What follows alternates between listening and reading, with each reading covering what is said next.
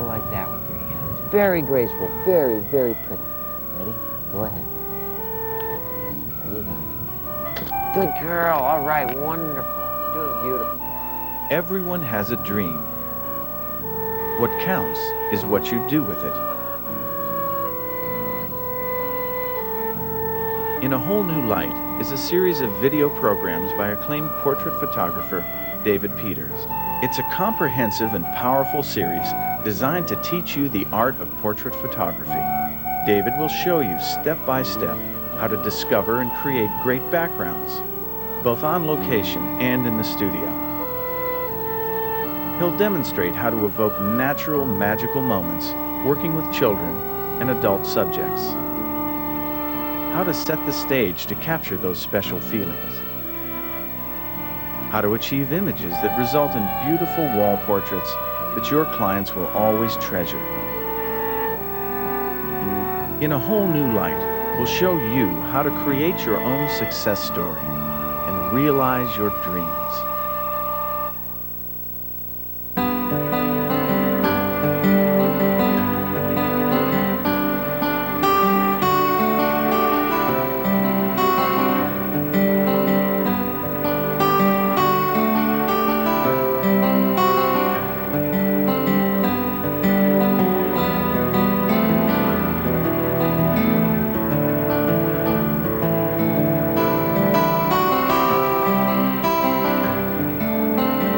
Locations come with as much feeling and sensation as the ocean side. We're here in the beautiful Northern California coastline at one of my favorite beaches for outdoor portraiture. There's a tremendous diversity to the landscape here, and I want to share with you how I analyze the light, the symbols, and the various background elements that exist here. We'll begin with a scouting tour of the area, which is a great way to familiarize yourself not only with the look, but also the feel of a location. After we've had a chance to explore the area, we'll come back with models and take some pictures in some of these same specific areas. I have to confess that when you're working at the ocean, you are at the mercy of the light and the weather. But if you're willing to take a chance and work with what Mother Nature deals you, you can come up with the most spectacular portraits you've ever taken. You know, the thing I love most about this particular area is the beautiful lines that exist here. There are two kinds of lines. Strong diagonals caused by the grass sloping down the hill here, and this beautiful, soft S-curve, sort of a storytelling line that weaves its way down the dunes towards the ocean. This would be a beautiful scene to have a subject in the foreground and some mysterious element in the background, because the eye is naturally led towards the beautiful white surf far off, out of focus in the distance.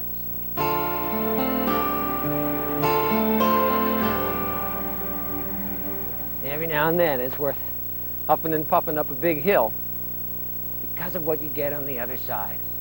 Especially when what you get on the other side is a scene like this. Pure grandeur. The vastness of this scene, the depth of this scene is just incredible. I could picture a beautiful woman in a dress down in that grass, and the feeling from that would be pure loneliness. Aloneness because of so much space surrounding her. All the lines, all the textures, all the forms there are really repeated over and over again. But because of so much space, their effect is stunning. There's another vista over here that I'd very much like you to see.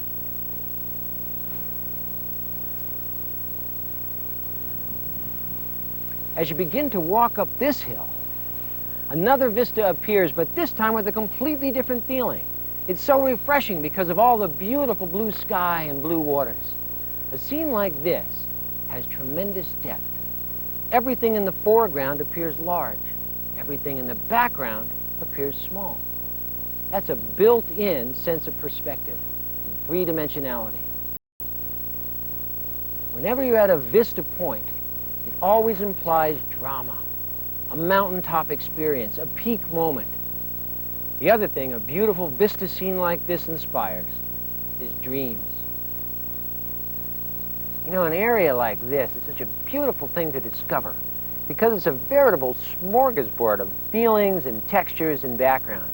Some of the things are here that are good, and some things are not good.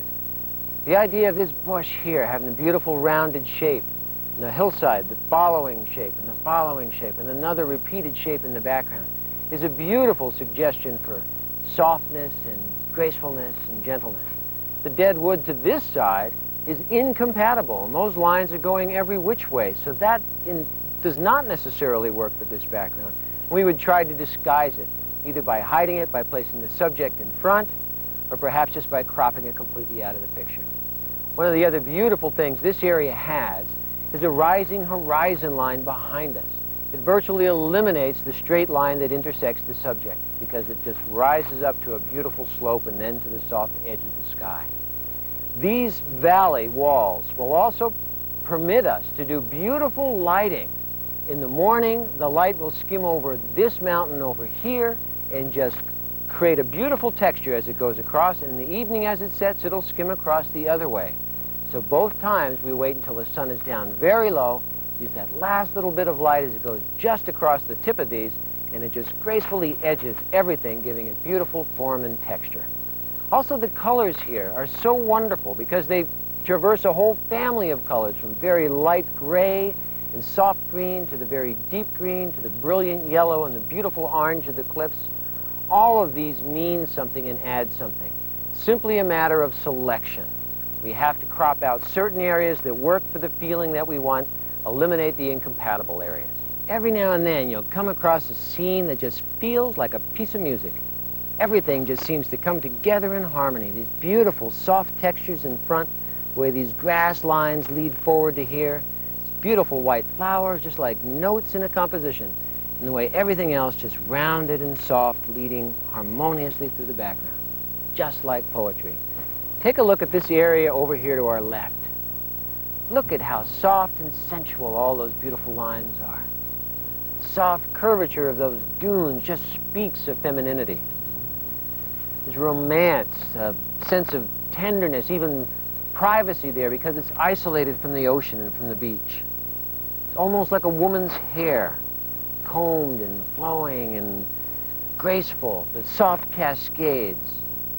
There's a feeling of order and direction because all the lines are repeated and heading in the same direction. There's also a sense of freedom given just by the movement from the wind.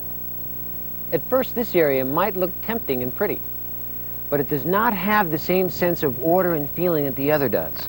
This clump of grass looks this way because all the lines are growing randomly, and they're disorderly. They go every which way. Lines mean a lot. Even the lines in the sand contribute a feeling. Sometimes if no lines exist, you simply create your own. Now here, the line in the sand between the couple becomes very important. We had the woman walk in a slight S-curve to create a line of romance between them. Very simple, but effective addition.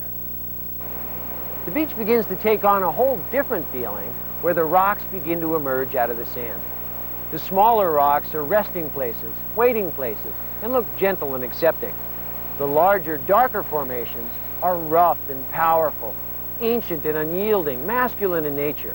They're very good for depicting soft against hard, or for perhaps illustrating a man protecting a woman. So the idea is to find symbols, something with a rougher texture, with a darker feel to it. And then what we're going to be portraying is really melancholy. Rather than the happy, rather than the playful. We'll do that a little later on. So we just want to go with that mood, that feeling. Even if you're feeling cold, that's okay. Shelter her, hold her, warm her. That'll make the picture happen the best. So let's just go right over here by these rocks. Let's see what this looks like as sort of a threatening background, something that has a sense of almost danger to it.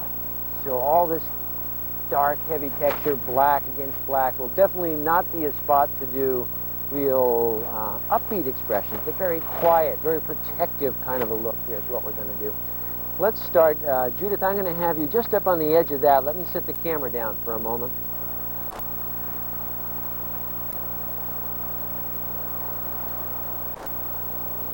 Okay. Judith, have a seat along the edge of that ledge there. Turn around and sit on your left hip. You can go on that lower area, actually, where it's not quite as painful. Right up here. Why don't you put your left hip right over there like that? That's great. Paul, Let me, you can just set the coat down. Let's have you hop up on there. Almost be down on one knee next to her.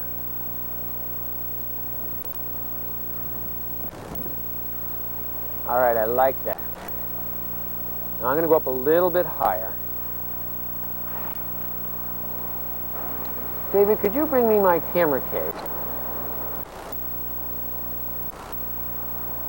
I always keep my gear in a view camera case because it makes a terrific stand. Much better than a soft case. You can stand on the soft cases, but generally you crush all your gear. Here you go. All right, that's great. Thank you. Horizon line at the beach is very, very important, and you've got a lot of different choices to make as far as horizon line.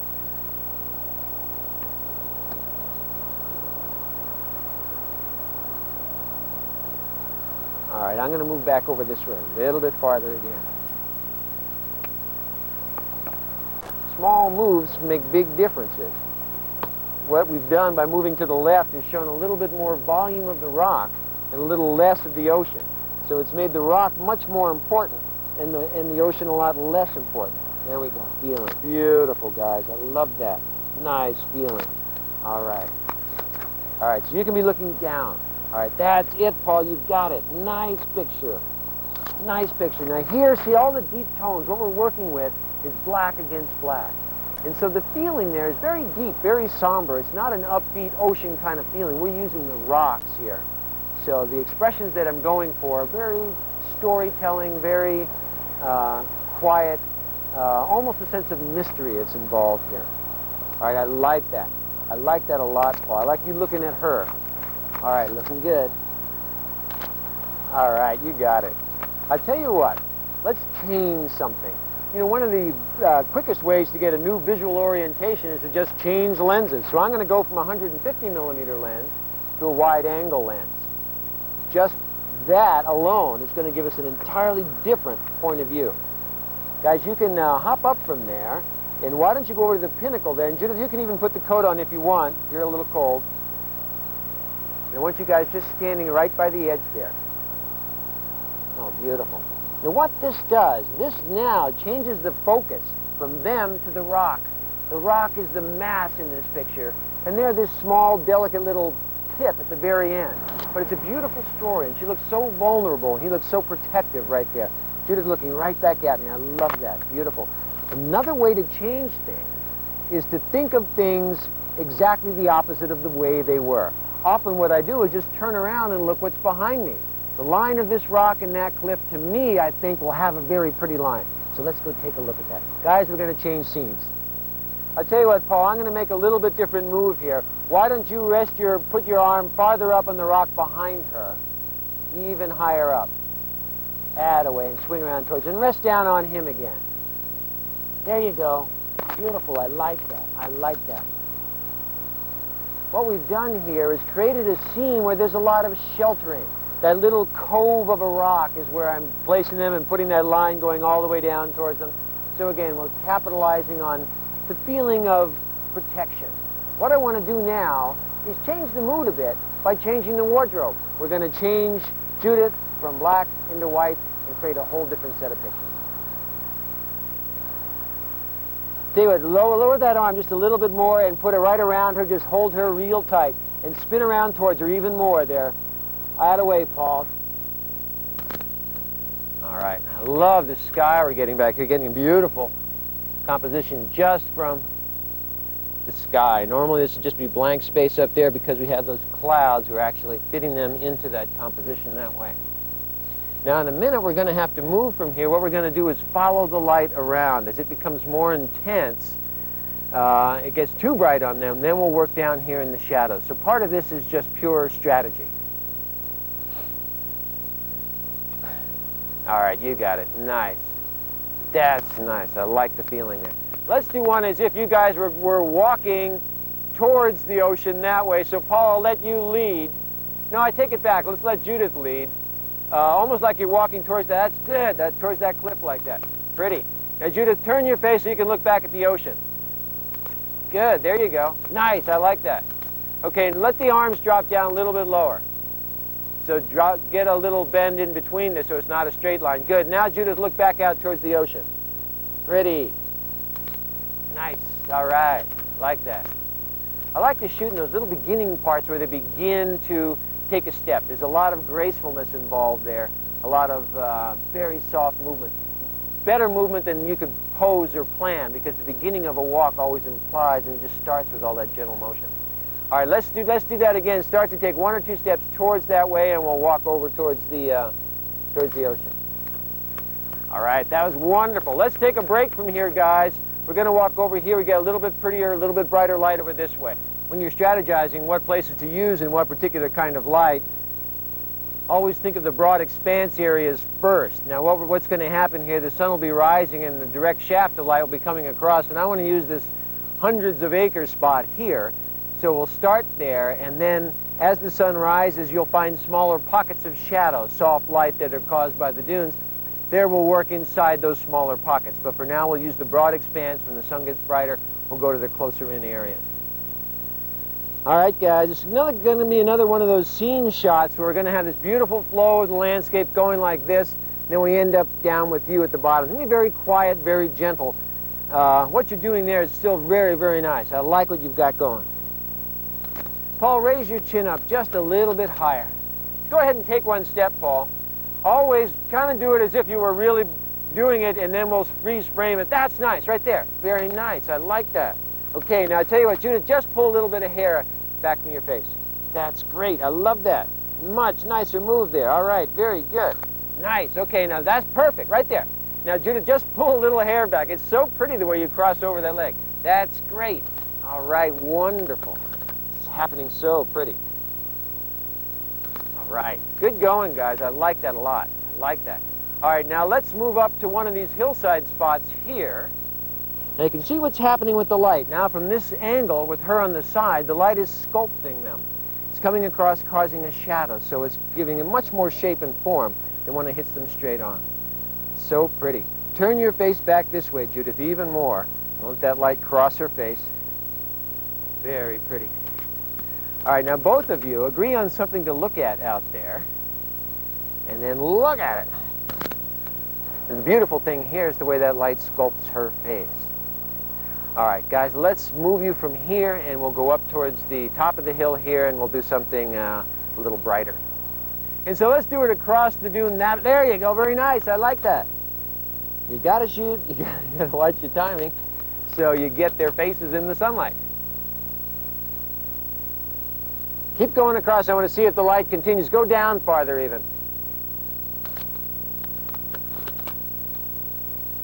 All right, here's our light situation at the moment. As you can see, we're starting to get the bright, direct rays of the sun. You can see it's lighting up the grass back here. This will cause way too much contrast in our background. However, we have a valley situation here, and we've scouted this out earlier. And in the ridges of that valley, that light hasn't infiltrated yet. It's still soft. And yet, the edge of that bright light is coming over the top of it, creating a beautiful sculpting directional light that isn't harsh.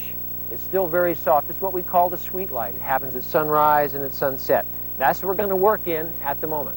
Now the eyes come up. All right, now, Paul, you can open your eyes. There you go. I like that. That is nice. Boy, just 1 or 2 little... There we go. Now I got all my lines going the right way. It's so pretty because we have such a wealth of shades of green out here. It's not just one color, and that's one of the things you use to create depth in a background, is alternating shades. If everything's the same shade, it looks like it's the same distance. That's pretty. Put your hand back down there, Judith, that hand, but I still... Yeah, and just kind of lean in towards her a little bit, Paul. There, neat. I like this. I like that. Tilt your head back to me, Judith, just a little. Beautiful. All right, nice. You guys are so good with expression. It's wonderful. Yeah, that's it. This is the good stuff. Right in between all those moments are all the pictures that happen. I like that. Yes, just kind of lean in on her. Yeah. Ooh, nice. You know, tilt the top of your head away from her. There you go. How gentle that light is. See how it's just coming across as a skim light, just giving little accents to things here and there. Not a harsh light at all. So we're stealing this light because right up above where I am standing, right about in here, you can see that that light is harsh.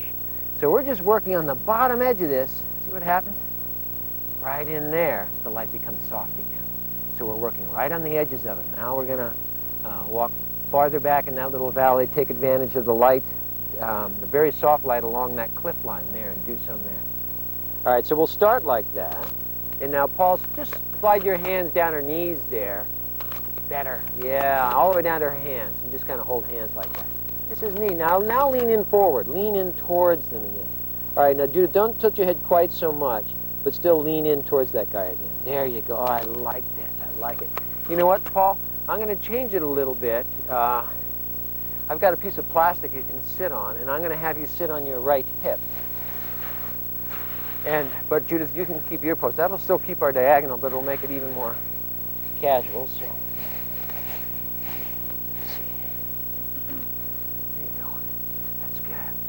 That's good. Just kind of tuck that plastic back underneath.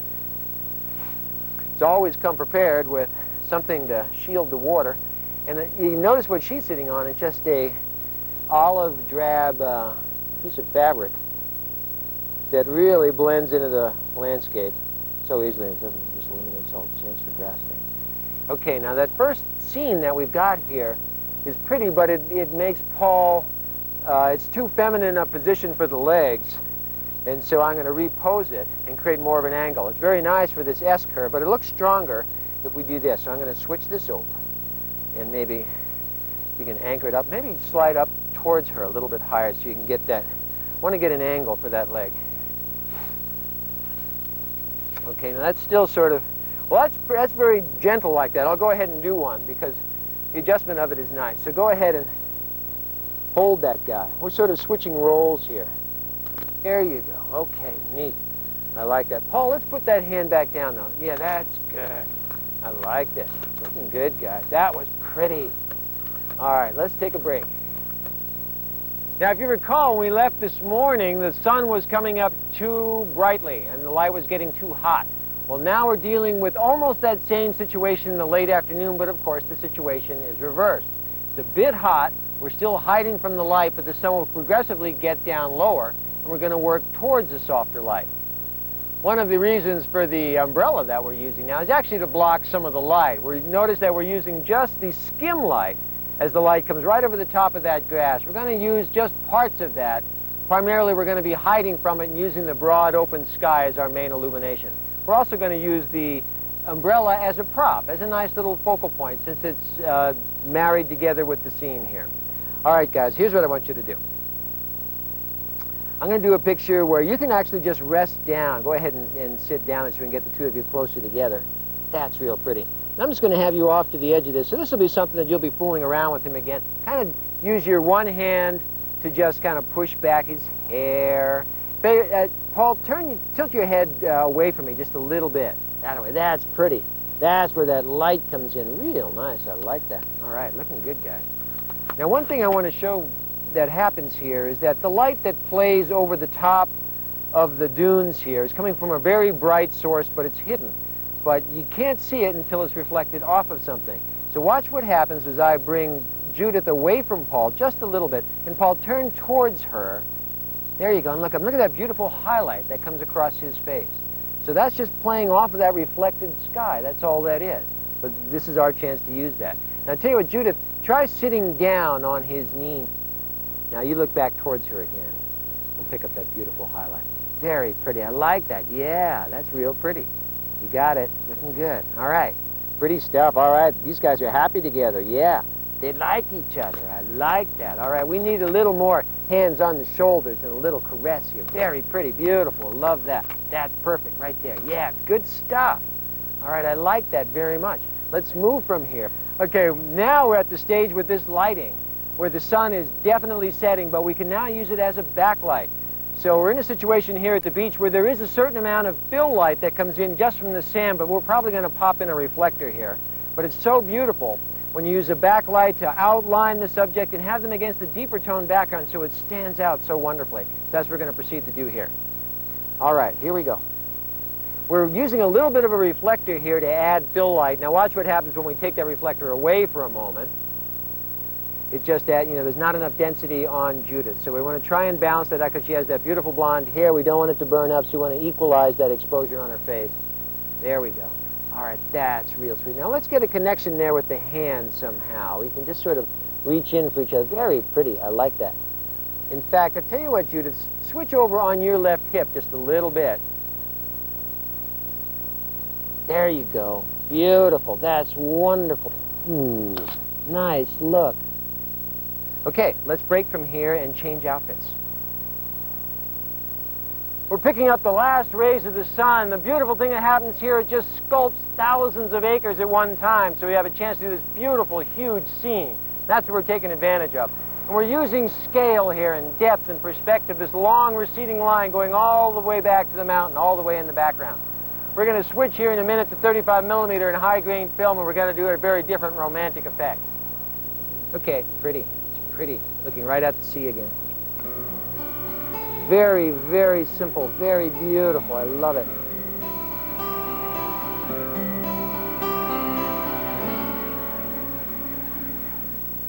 Sometimes when you're working outside, you have textures and lines that aren't exactly appropriate for the feeling that you want. What I want to do here is very, very soft to accommodate this very, very soft light. So I'm going to change the texture by adding a fabric and just changing a mood here.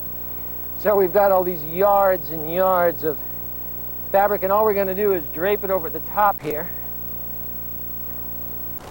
Sometimes one throw is best, and just create a softness for this foreground. Let the wind blow it. Let this lady, beautiful, graceful, soft, little delicate flower of a person. We're going to echo that line with her dress here. Just let it be a beautiful diagonal going downhill. Very pretty. Look at that beautiful light on her face, looking straight out that way. Gorgeous. And look at that beautiful, soft, gentle line of the horizon from that mountain about 1,000 yards back that's just drifted soft out of focus. That beautiful light that sculpts that dress, how every little line shows up because of all that wonderful texture. Now watch what happens as this camera moves to the right about 3 steps, and we use now just solid grass behind her. Again, a beautiful, soft, receding line. Just changing the backgrounds by just changing a few steps. You know, you constantly change horizon lines when you're out at the ocean, and you change orientation every time you do it. If you're down really low like this, you can put her right up against the sky. An entirely different feeling. Wonderful feeling. Now I raise up, and I've got the sand dunes for the horizon line. Always be very careful that you don't intersect right at the crucial part, because it just doesn't look right. So you always have to have a little above or a little below. Give enough base or enough space up above. But you can change the feeling dramatically just by changing your angle of view. They're always just wandering around a little bit, making tiny little adjustments, getting her head off the edge of the umbrella, getting his arms in the right angle. In fact, do this, Paul. Put your hands back on your hips, and we'll create that. Yeah, I like that. That's nice symbol, nice shape, beautiful. All right, that's good. Come in closer to her. This is wonderful. Come on in closer. All right, I like that. I like the walking. Got a couple coming up in the background here. So what he really was a secondary subject in the background there in a lot of these. Dropped out of focus, but still just there as an element of mystery. I like that a lot. Now, really, we shouldn't have you any closer than that, because this whole area right next to her is so soft and so delicate, so very, very feminine, that it wouldn't look right if he were posed in there. So it's either a shot to do with the woman alone, or to have the man as that mystery element out in the background. What I've been shooting with is high-speed film, 1600 speed film. Now, we've been doing that for a high-grain, kind of painterly look. And to do that, you should usually use a diffusion filter. Now, this is a fog filter with a lot of fingerprints on it. Which is one way of diffusing. You can use just about anything you want to use. This is a rather severe form, but what I'm doing, as you'll see, is for a very special effect, for a very, very ethereal effect, and not for a portrait use. But normally, something like a Nikon Softar 1 is a very nice softening filter for 35 millimeter and for the high grain. It cuts down the contrast and makes it a little more gentle. Okay, guys are doing great. Let's do this. Let's do a few pictures where I guess we will switch you to that last top. This is the time of night when the sun is actually set, and what we're working with is afterglow. You get a lot of it when you're right at the horizon line, which of course you get at the ocean. But it's very, very soft light. It's the waning light, but look at the beautiful things it does to the sky. There's a certain mood, a certain essence to this light that only this time of day can provide. So we're going to work in those last few moments with the 35mm and the fast film by the water's edge. You have got it. Now I'm going to use this beautiful cloud behind me as an essence of the composition, one of those beautiful lines. Wonderful. Ah, it's wonderful. Paul looking out that way. We'll get some light on your face. Notice that her skirt is the same color as that color in the sky, so we're going to tie those two together and really use that. Beautiful. You know what, Judith? Can you pull that off your shoulder just to make you really, really cold? Atta girl, that's so pretty. I love that. That's so graceful. Yeah, you know what? Put your foot back the other way. That's nice. I love that. Why don't you just walk together down that way, and I'll do a couple pictures of you guys just walking away from me.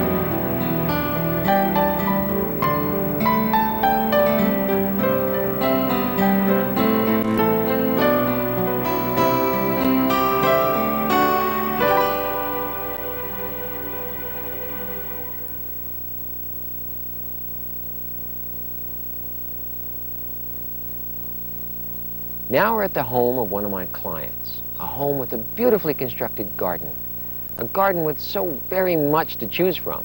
The problem becomes, what symbols, what lines, what shapes do we use for what purpose?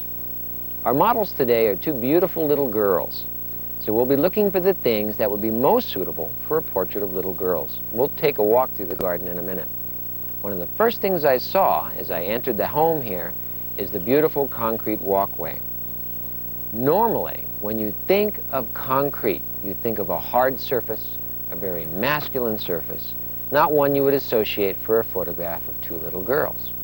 But these sweet little girls are going to show you a different way we can do it. Let's take a look. Very cute girls. And there's a picture of the girls with just their shadows. And actually what shadows symbolize is just sort of a dream, a fantasy. It could be anybody. It's a very universal feel, very graphic, very sweet. Hey, you know what? Give your sister a little kiss on the forehead. Go ahead, you can do it. Don't be embarrassed. Ashley, give your sister a kiss right there in the forehead. I want to watch your shadow do it. Oh, your shadow's kissed too. It was cute. All right, let me go down there with you. Na-na-na-na-na. We're doing pictures now. You ought to be in pictures. How pretty. Ay, ay, ay. Very beautiful, very beautiful. I love this. Right back at me, girls, right here. I think I love you. I think I do. Does that sun feel warm on your face? Does it? You know what? Look right over here at me. Right there at me. And Lindsay, Ashley, tilt your head in towards your sister. Beautiful. Atta girl. Oh, you girls are so sweet. Does that stone feel nice and soft? No, it's hard, isn't it? It just looks soft. Soft as you little pumpkins there. You should see your shadows. Can you see your shadows? Me and my shadow. Yeah. In fact, when you weren't smiling, your shadows were. Did you know that? Well, they were. I saw it happen. I took its picture. In fact, your shadow's waving to me. Look at that. It was waving at me. It was. Back here at me again. Right back here at me. Ready? Now you're waving at your shadow. Okay. Oh, your shadows are making faces. Look back here at me. One more right back here at me. Are you ready? You're so sweet. I love you. You did good. Let's move. Let's go take another walk, shall we? In trying to determine what lines and such to choose for your photograph, the first thing you have to ask yourself is, what am I trying to say?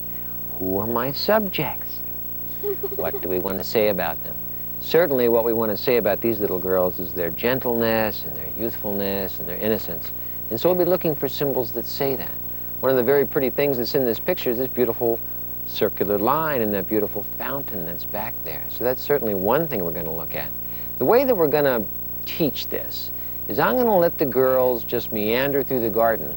I'm going to take the video camera on my shoulder and just walk through the garden, giving you my first impressions of things that I would see, as if I were actually out scouting. So girls, you wait here. I'll get the camera. We'll go for an explore, okay? All right. Well, girls, I'm going to let you run up ahead. You go ahead. As I walk through to explore a location, I'm always very conscious of a lot of the shapes and symbols. One of the things I see right away here to our right is just this square bench and what a masculine orientation that has. The other thing is the two rough textured trees just to the right of it. I wouldn't use those for a little girl's picture. What I'm looking for are more of the softer surfaces. These plants that you see right here are spikes. They're really threatening symbols. They're not very gentle and loving. What we're really looking for are the soft, rounded S-curves that are so graceful and just speak of femininity. This section of the garden has more of the spiky type of plant, so I'd be walking by it. Now this beautiful curve here, this beautiful circle, would certainly be a beautiful orientation for a child's portrait. The fact that it's a fountain just has that beautiful symbol of gentleness. So this might be something that I would put out of focus in a background. We'll continue around. More spiky shapes. These beautiful palm fronds are fine if you can drop them out of focus, but whenever you see a lot of contrast like we have here, it really just doesn't come across as gentle. Begin to pan across the scene. Now we're getting into the softer, gentler textures. This area in here is definitely something I would want to use because it has that small-leafed kind of plant that I always love to have in a photograph, especially when you're dealing with little girls. It speaks of youthfulness, where the large leaf plants over here are so much more intrusive. Let's continue on our walk.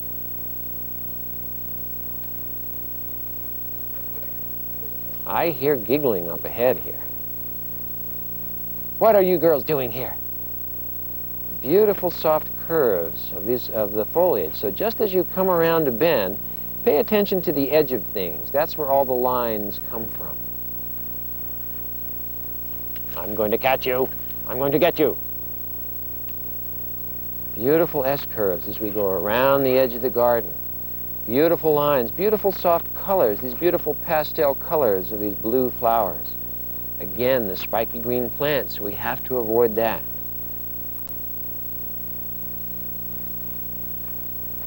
More beautiful S-curves.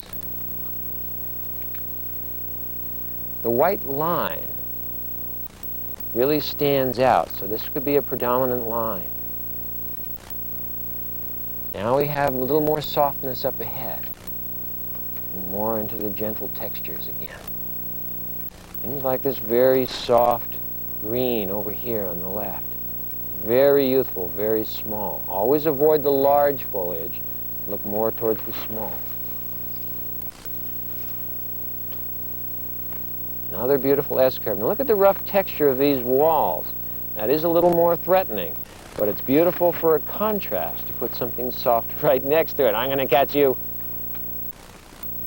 Going up the steps here.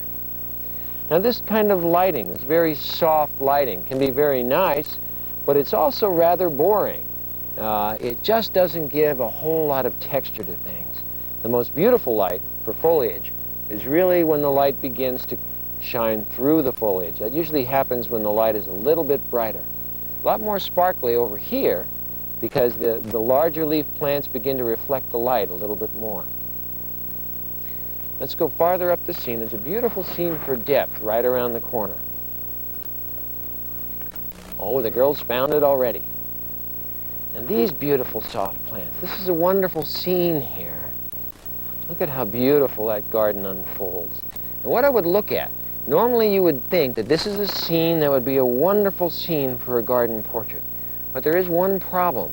A lot of these tones are very similar, very close together. And the way to tell that when you're in a garden scene, whether a scene will have depth or not, just close one eye and take a look that way. You'll be able to see right away that the three-dimensionality is gone and you're down to 2 dimensions. You're seeing with one eye like the camera sees.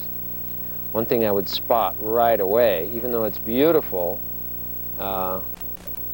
with the light shining through the leaves, is these spiky plants right back over here. And that's a little bit of a problem, so I try and keep those either out of focus or just out of the picture continually. Now in the very back, you'll notice that beautiful orange color.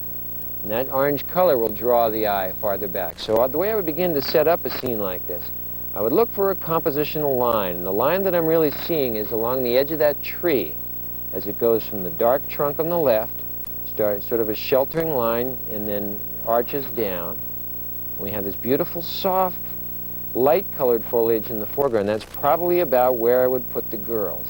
And then we'd see how much depth we could achieve by just a very shallow depth of field, letting the background drop slowly out of focus.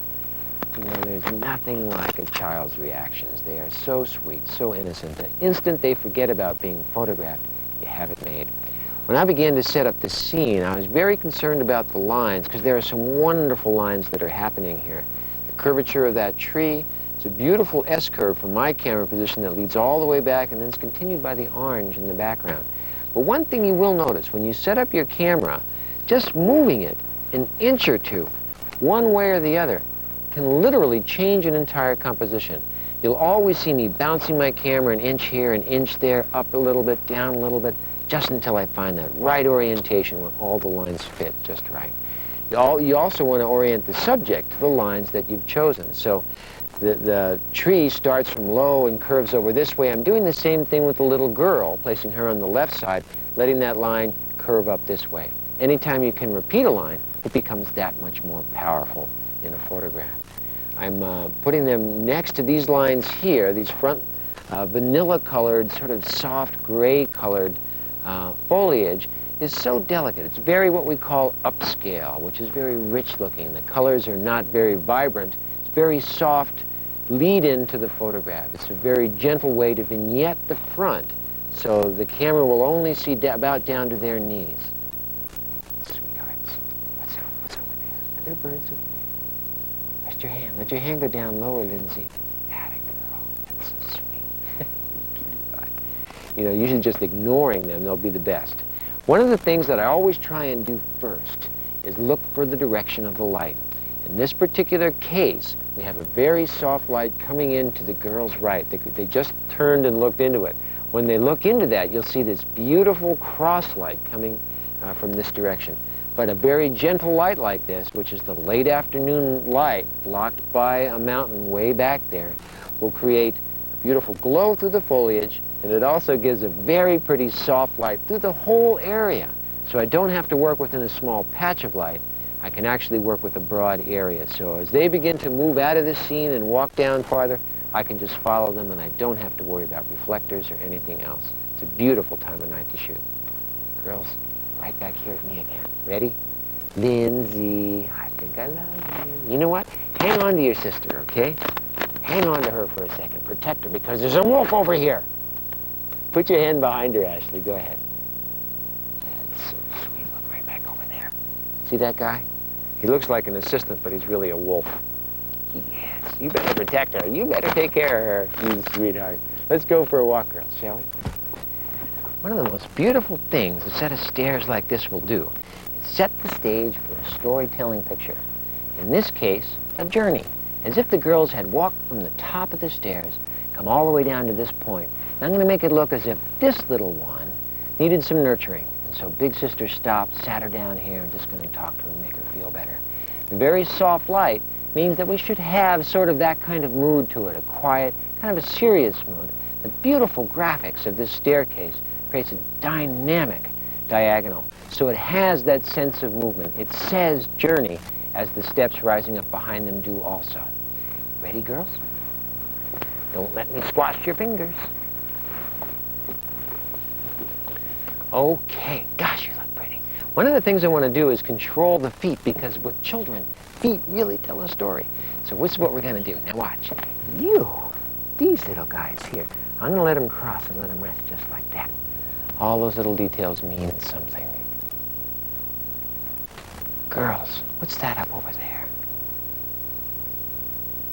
All right, now if you look at these diagonal lines, they're very clean, they're very crisp, but the surface texture itself is rather hard because it's repeating the girl's white. It's fine and it really fits the scene. But let's add just a tiny breakup of foliage on the left by letting these branches go in. There we go. Just the tiniest little bit of breakup softens it, gives it a more gentler feel. So look at all the symbols, analyze them. If it feels a little bit too hard, soften it whatever way you can. Foliage is a beautiful way to do that. Are you girls in love? You're doing great. Okay, girls, what do you say you see what's up at the top of those stairs? There might be buried treasure up there. Go see. We'll come back to the girls later. Meanwhile, we have another young model I want you to meet. I want you to meet Christina. Hi, Christina. You should live in a beautiful place, you know that? I think you know that. One of the gorgeous things I see just in this spot right here are the beautiful S-curves that flow down through this garden. A beautiful, gentle line that meanders through like a cascading brook, just taking the eye from this point over to the right and all the way back in. One of the things that draws you far back into this scene is that beautiful sense of light in the background. The light here goes from a medium tone to deeper tones to lighter and lighter tones in the background. Gorgeous sense of depth. Christina, come on right over here. We're going to do your portrait. I want you to sit right back over here on your right hip, on your left hip. Right up on there. Hop up on there. Atta girl. Very pretty. And you can just rest one hand there. I'll go back to my camera. Things I look for first are lines in a garden like this. And then I make sure that the light is adequate. I need the light for the face. This time of day, late afternoon, we've got a beautiful pink light. It's coming in through all sorts of places, so it's kind of unpredictable. So I'll place the subject, I'll have her turn towards me, and we'll see if there is beautiful face light, and in this case there is. So we're ready to roll. All right, young lady, you look so beautiful. What was that boy's name again? What was his name again? Nick, right? Christina, just turn your shoulders that way towards the house, even a little bit farther. Pretty. In fact, you can lean in on your hands just a little bit more. That's pretty. And now turn your face back that way. See what that does? It creates just a little S-curve in her body, just sort of echoing the S-curve in the wall there. Lines, anytime you can repeat a line, it becomes just that much more important. Now I'm going to change the line from that S-curve and work on just a little bit of a diagonal, the diagonal that you see from the top of this overhanging tree. And we're going to repeat that in the pose. So Christina, hop up a second. What I'm going to do is bring you over towards me. Since the light is coming in from this direction over here, being blocked by the tree on this side, but coming in from over top, giving a beautiful cross light across your face here. Why don't you turn this way, and as if you were just going to take one step, take your left foot and put it out there like that. Left foot, add a girl, and hold that flower up here like this, like we just walked, and then almost lean forward in that way. That's very pretty.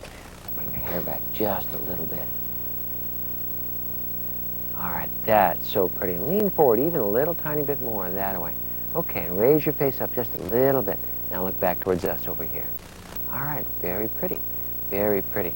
Okay, because this has such a beautiful storytelling sense to it, this background here, let's just see what it looks like as Christine takes a little stroll down through the garden.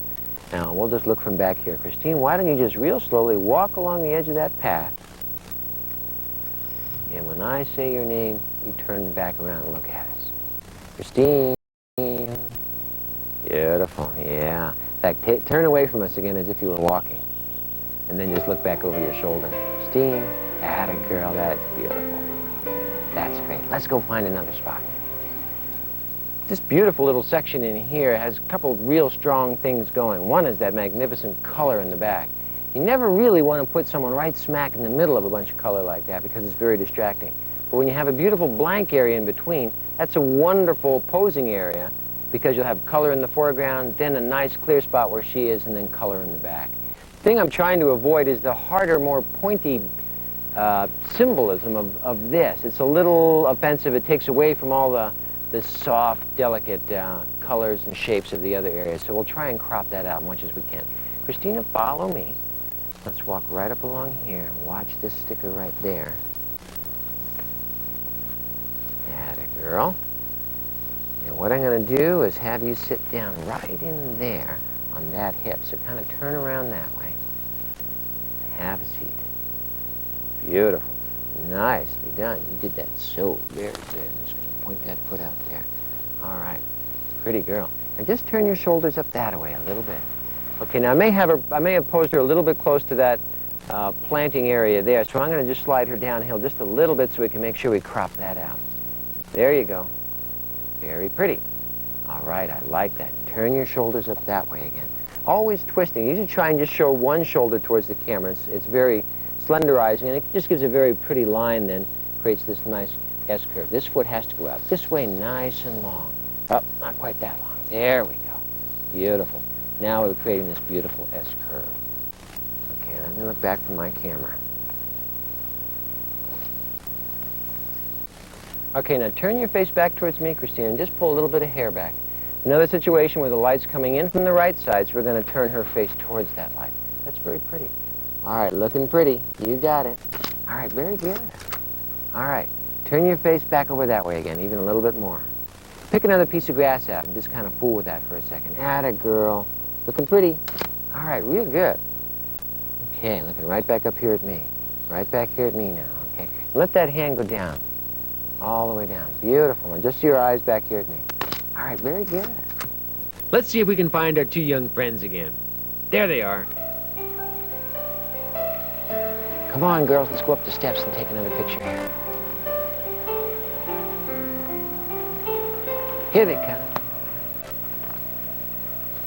All the beautiful soft forms that we have here, just wonderful. I love this sweet alyssum and the beautiful round shape that it creates here. Let's put the girls right up by the edge here. Let's go up real high. You can sit right up here, okay? Can they do it? If we isolate just this small area, we'll be able to do almost a high-key picture. Everything light tones and white. What we have behind them now is this beautiful deep green background, so that will isolate them very cleanly. So their form, their outline will show up very precisely in the photograph. Now watch, I'm going to let you sit here like this, just like that, right behind your sister. And you can pick one of those flowers and give it to your sister. Yeah, go ahead and hand it to her.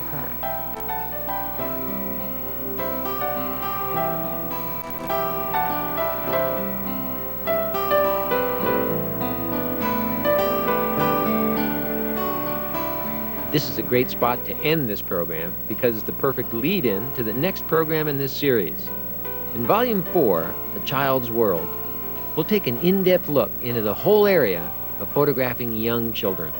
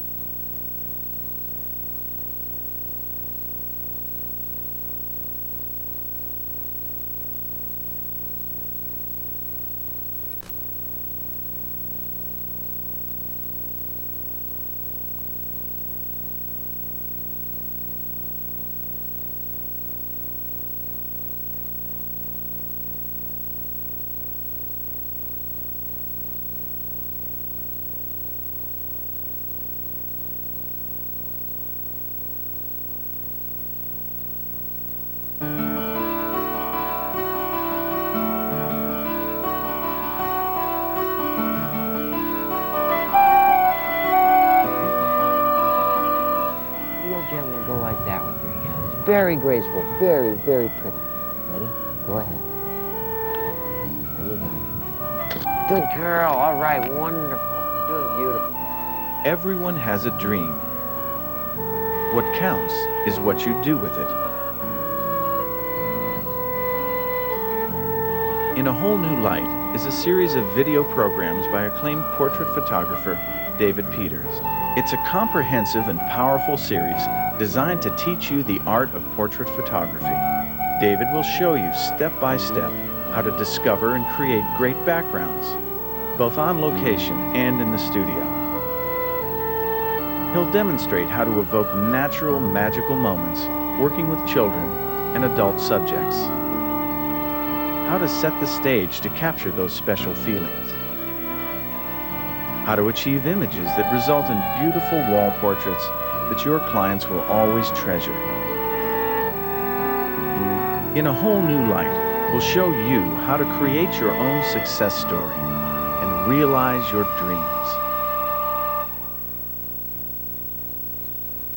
In this video on capturing naturalness in children's portraiture, I hope to give you an invitation into a child's world.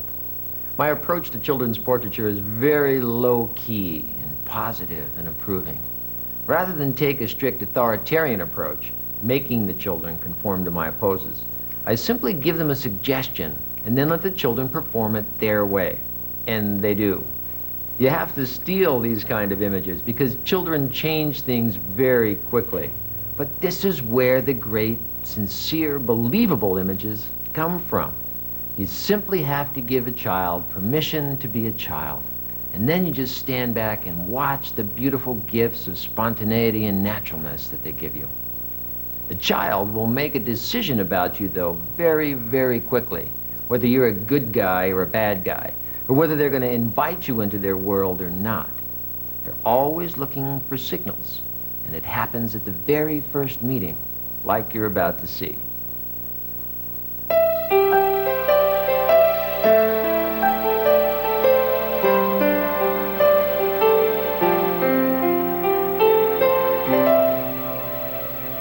Well, look who came to see me. Miss Bridget, how are you? And it's Andrew. Becky, how are you? Nice to see you again. How are you guys doing? Huh? How's he being Mr. Shy today? Hey, you know what? We're going to do some pretty pictures. And I like what you wore. Did you pick this dress out? Did you? One of the first things I try and do to establish rapport with children is simply to get down on their level. Just kneel down closer to them. And then I'll try and get their interest with something. In this case, I used a feather, something very soft and gentle. That's how they do it. Feathers. You want to keep the feather? You can give it back to Tony. Yeah, you could. You know what? Tony's been waiting for you guys. Andrew, Tony has been waiting for you all morning long. It's true. He wants to sing a song for you. He's been practicing a song for you all morning long. I have a feather here for you. You want to see if you can find it? I like to watch their body language, too. Watch this little guy. You found it, Andrew. You found it. He found my He can't let go of Mommy. Pretty. Let me see your fingers. There. Now watch the hands. Hands are very expressive of tension or relaxation. Hers are very relaxed. Do you know where that feather came from? He's not quite as sure. From that guy up there, Tony the bird. It's true, he did. Want to go see Tony? Have you met him before? Have you? Look what you got. Yeah. When I'm photographing children, I prefer to use a very simple light arrangement. I'll usually take two very large soft boxes for key lights, place them on one side of the camera, and on the opposite side use a large piece of foam core, which is freestanding, to use to reflect the fill light. Behind and above them, I've attached to the ceiling another soft box, which is used as the separation light or hair light. I find that when using this lighting arrangement, the children have freedom to move around before the light pattern changes tremendously, and I don't have to go back and forth constantly arranging the light. The light comes forward in a very soft, wrap-around fashion, very flattering for children, and very appropriate for this kind of photography. I want you to hold that feather in your hand and surprise him with it, okay? She's going to see if she can make it disappear, all right? And you see if you can steal it from her, all right? All right? Okay. Show him the feather. Go ahead. Yay! You found it. You found it right away. That was very good. Are you ready? Okay, go ahead. Show him the feather. You can do it. Yay! Very good. Were you ever scared by a giant eagle? Would you be scared if a great big eagle came and he flew down? At this stage in the sitting, I'm still just trying to get the children to loosen up. So by the storytelling, I at least get them to listen to me. It gives me a chance to watch their reactions. I want to go for a ride with you, but what if he came to your brother first? And he grabbed him and he started to pick him up. The girl's already comfortable. The boy isn't sure. I don't know what I would do. I might be scared. But you've got your sister there to protect, huh? She could take care of you. I know she could. Now, what if that eagle came, and what if he saw that thing in her hand? And what is that thing in her hand? The one thing that I'll never do is tell a child they're doing something wrong. I'll simply go up and move their hands into position and proceed from there. And he came to get you. What would you do? What would you do? I never disapprove. Always approving. Protect you. Go ahead, protect him. Hold him tight. Don't let him get the eagle. Oh, please. That's so pretty. As she starts to come alive. But look at these eyes. They're so transparent. They're not quite trusting yet. They're still watching. He's not quite sure. Eyes are the window. Always watch the eyes. When they were resting, Barry would fly. He'd fly into the moonlight. And they could see the stars. They could. And sometimes, you know what? Sometimes when they were way up high in the sky. Now watch his expressions, because what I'm talking about are real dreamy stories. And the expressions will follow. They'll listen to your story. And they would dream about things. And when they would dream, they would see their dreams up in the sky. It was wonderful. And you know what? They were never scared. So I'll need to adjust them here just a little bit because they're starting to list to one side. But the way to do it is just simply go up and nudge them straight up. And do you think they would believe me? Never tell them, oh, you're leaning too far, you're doing it wrong. Never. Don't lean that way. That's so good. That was fun. I wish we had an eagle. I wish we could go flying right now, don't you? Very good. But I want my sweater in there. Okay, you know what? Close your eyes. I'll hide it again. Now the little boy's beginning to loosen up, so we'll try a few more activities now. Okay, go ahead. Start by hiding a feather in a book. I get him to close his eyes, and it's kind of like a game to him. They're beginning to enjoy the whole procedure. Did you see one? Do you? Okay, no, that's so good. An important thing here is to always have a gentle tone of voice with the child. Whispering is important. Peek yet. Lift it up with this hand, okay? And then you've got to have a lot of energy. You've got to have that child connection, and energy is one thing that does it. No, it wasn't. You silly. You tricked me. Oh, my gosh. You found another one. You did. Pulled it right out of that bird. Oh, my gosh. It's so pretty. I'm going to walk over here. Eyes right here. Right here at me. It's so pretty. I love it. Ready? Back here. Oh. Switching to a lower key means you're establishing a quieter mood. Now watch his hands. Hands can make the photo happen. Very subtle, tiny little changes, but they're important. What was that? See what happens to your sister to make her feel cool. And she's starting to look a little bored, but she's being nice and she's being patient with us. Rest your head right down there. Sweet. Ready? I'll go for a walk, but whatever you do, don't make me trip, okay? Oh! What, you? Oh. I'm gonna get you for that. Ready, Bridget? Chin up a little bit, Benny. Ah, so sweet. Let this hand go down, just like that, Benny. This hand can go back up like that. You're gonna what? Bridget, turn your face to me. Atta girl. Oh! You're gonna do that to me? Okay, I'll go for a walk. Please don't do it, please. Oh, no. Okay, here I go. Oh! You did it! You're no good. Oh, my gosh. Oh, my gosh. Okay, ready? Are you ready? Are you falling off of there? Now we're on a close enough level that we can have fun together. And that's where all the great expressions come from, when they're having fun. You gotta be their buddy. You gotta get down on their level and think like they think. You got me. How did you do it? Yes, that's great. And Andrew, you stand over there this time. Run. Try and keep them involved. Try and keep them on a high energy level. Something just like spreading out a muslin can be a whole lot of fun for a kid. Yay. That was good. Let's change this. Watch. I've got an idea.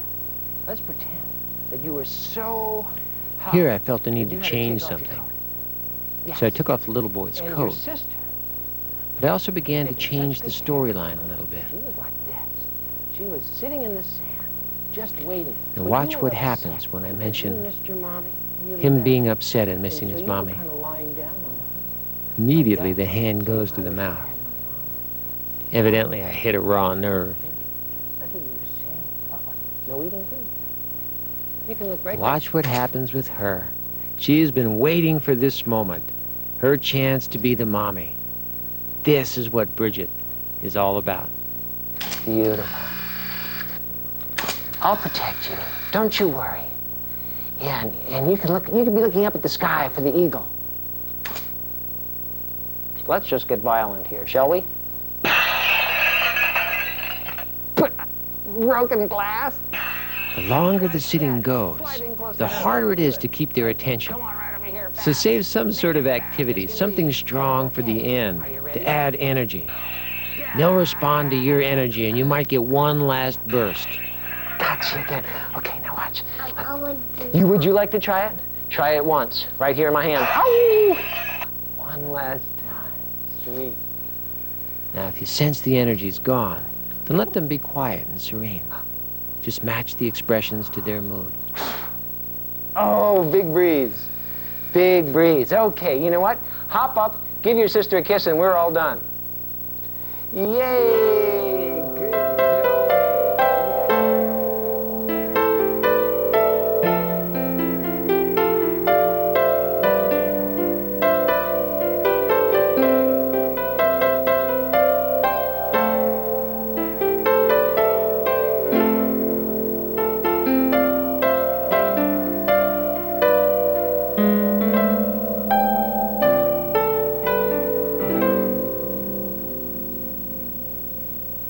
Our next session is two sisters with two very different personalities. The older girl is quite reserved. The younger girl is very animated and very affectionate. We're going to have fun in just a minute. Let me explain just a little bit about the scene and what we've got planned here. My first reaction to this was just that it had a lot of movement in it. It had all the nice foliage and all the beautiful soft lines that says romance, gracefulness, little girl. So we're in the right spot. The light is kind of tricky. It's very, very soft light. What we're going to be doing is taking a reading just like this, right back at the camera, using this very soft light. We're going to be letting that background go a little bit brighter. But once I get my technical stuff out of the way, picking the area for the light, picking the lines, I'm going to drift backwards and I'm going to leave the girls on their own. And this is usually my strategy for an outdoor portrait, to let the children make it happen on their own. I'll choose a framework, I'll pick a scene, I'll get the lines, and then they go off on their own. What is it? You're doing great. Oh, it's time to get going? Okay. Okay, why don't you come towards me right down here? What I'm doing here is setting up a scene that looks like it's photographed through a window, as if there's no camera there and you're just watching this happen. It's a painterly piece that focuses on gracefulness and naturalness. My camera. Don't pull her. Don't pull her too hard. Let me look back here. All right. I love to let the kids be on their own at this stage. I love even just to watch the kids watch other things happening. So I'm trying to create a certain look and a certain feel, and I'll sort of over-direct them in the beginning. And as soon as they get the hang of it and forget about me, we'll let them go off on their own.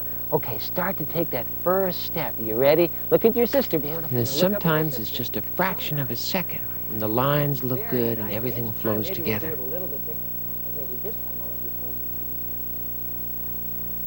So I'll keep rehearsing them showing them how to do it, how to begin, Very pretty. And then look up at your sister. setting the stage, and then That's letting so them good. I act love how within you that do framework. You're so good. Oh, kids, you're doing great.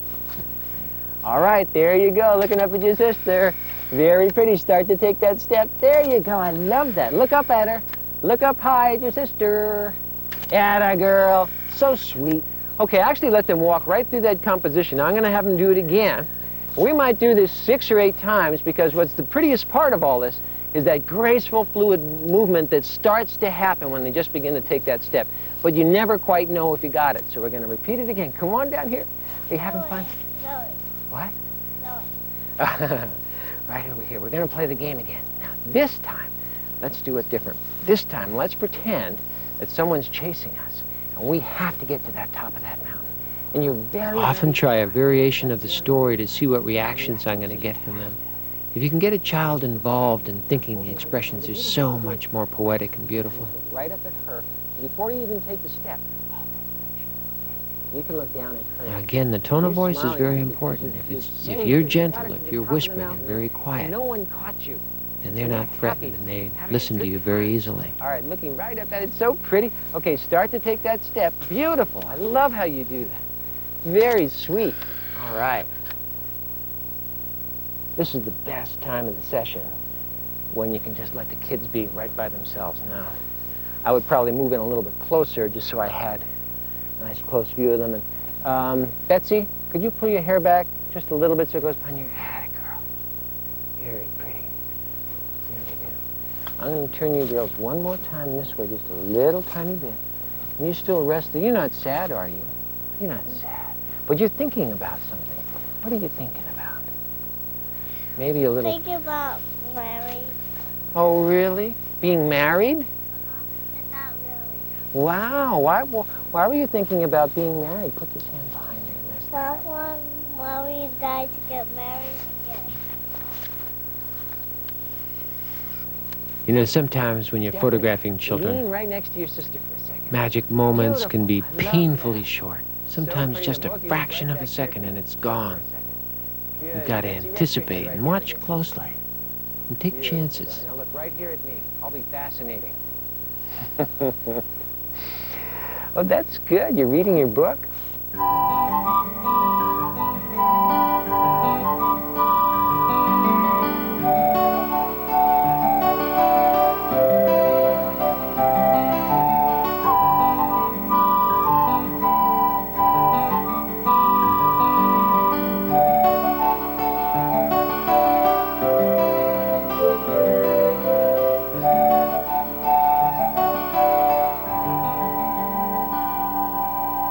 And we'll do some pictures your way and some pictures my way, and we'll keep I playing. don't want to pretend. You don't want to pretend. Okay, then we should do what you would like to do. I used to be my own self. Your own self? I think your own self is wonderful. Let's be your own self. Can I be my own self? Yes. I can? I want you to have the same name that you have in real life. Okay, which name is that? Do you know my real name? I'll whisper it to you. It's Candy. Uh-uh. It is. Uh-uh. My real name is Candy. Uh-uh. Uh-uh. Well, it's David. Okay? You call me David. You don't even have to call me Mr. David. You can call me David. And I will call you Shannon. Okay? Shannon O'Brien. Shannon O'Brien. Thank you very much. Not O'Brien, like a baby. Oh, like a grown-up. Shannon O'Brien. Thank you for teaching me so much. As you good can stuff see, about Shannon is a yourself. definitely strong-willed child in a contrary mood. She can be perfectly charming and delightful when she's distracted. When she feels she's in control, she'll do everything the opposite of what I ask. It's the game she's decided to play. Girl does this. You know what? I think if I put my hand inside here, it's going to turn into a spider. A spider. It looks like a spider, don't you think? I think it's a spider. You want to see the spider again? Love to watch these little guys do their own thing back here because this is all Miss Natural Body Language here. This is not stuff that I could do all by myself and pick up. She's going to do it. What Shannon does have is lots of energy and body language. You drifted right off the set there.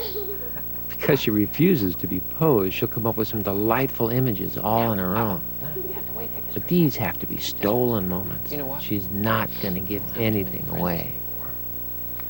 Because you don't listen to them. Well, I wish I had more, though. It's awful sad. I mean, I really need them. Look over here at me a little bit. You always have to be ready to react, because you may only get a second when the scene works. What's the cat's name? What? Snowball. Really? Is it really Snowball? Is it a black cat? White cat? Well, what a funny name, Snowball. What a funny name for a white cat. Oh, my goodness. Now, as soon as you get Shannon's interest, she sparkles. She's all white? And as soon as she Is gets she cold bored, when you touch she's her? going to play the game again. Now Would watch. she melt in the sun? Snowballs melt in the sun. She won't, though. That's just her name. She's not a real frozen cat, right? That would be funny if she were a frozen cat, huh? Uh-oh! Corn a cob. Uh-oh. Ready? Ouch! Stinky feet. Uh-oh. Tear my pants. Shannon definitely demands a lot of energy and imagination and timing. Wait. Can you hear that music? But if you're patient, her energy can be very, very photogenic. Shh. Shannon, can you hear the music? Listen. Dee dee dee dee. Dee dee dee. Shannon. Shh. Shannon. I'm trying to get one quiet one. Uh-oh. Good going. You are a character. You like to make me work real hard, don't you?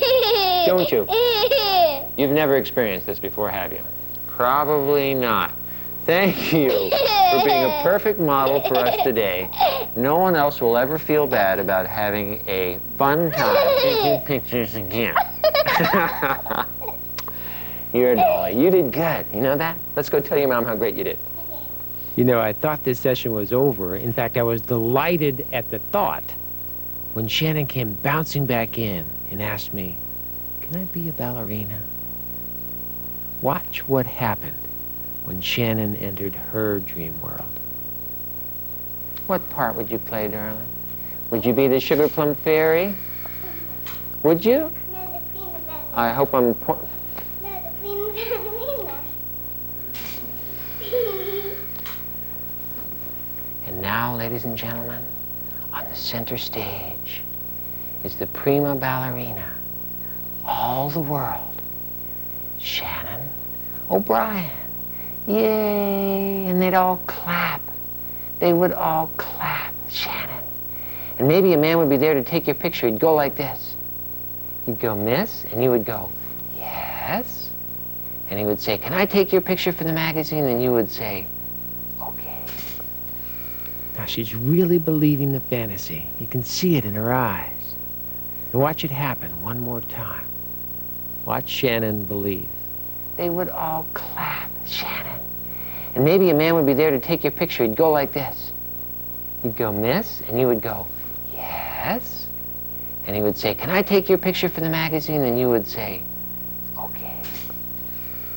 If you can imagine what it would be like to be a child, to dream a child's dreams, then you can begin to reach them in their world. A child who is enthralled You would become... is a beautiful sight. How do you do it when you dance? Do you move your feet like this sometimes? Try that. Can you do that? Always on the tippy toes? Can you put one foot on the other foot like this? Oh, careful, careful, don't fall. Okay, right? Okay, it'll be fun like a cloud. Now watch. Pretend. Let's pretend Always it's finish a fog sitting coming with a out of the high energy sky, burst. Just okay? one last All right. idea. Photographing a child like Shannon, it takes a Where lot is of she? energy and it takes a She's lot of dancing her way patience. out. But she just Yay, that makes was so great good. pictures happen. Okay, let's try it again. You're gonna dance your way out. Yeah. Okay? Never blame a child Now for wait. having Wait a till the wonderful camera's ready. spirit. Wait till the camera's ready. Okay. Dance your way out. Dancing, dancing. Yay! She did it.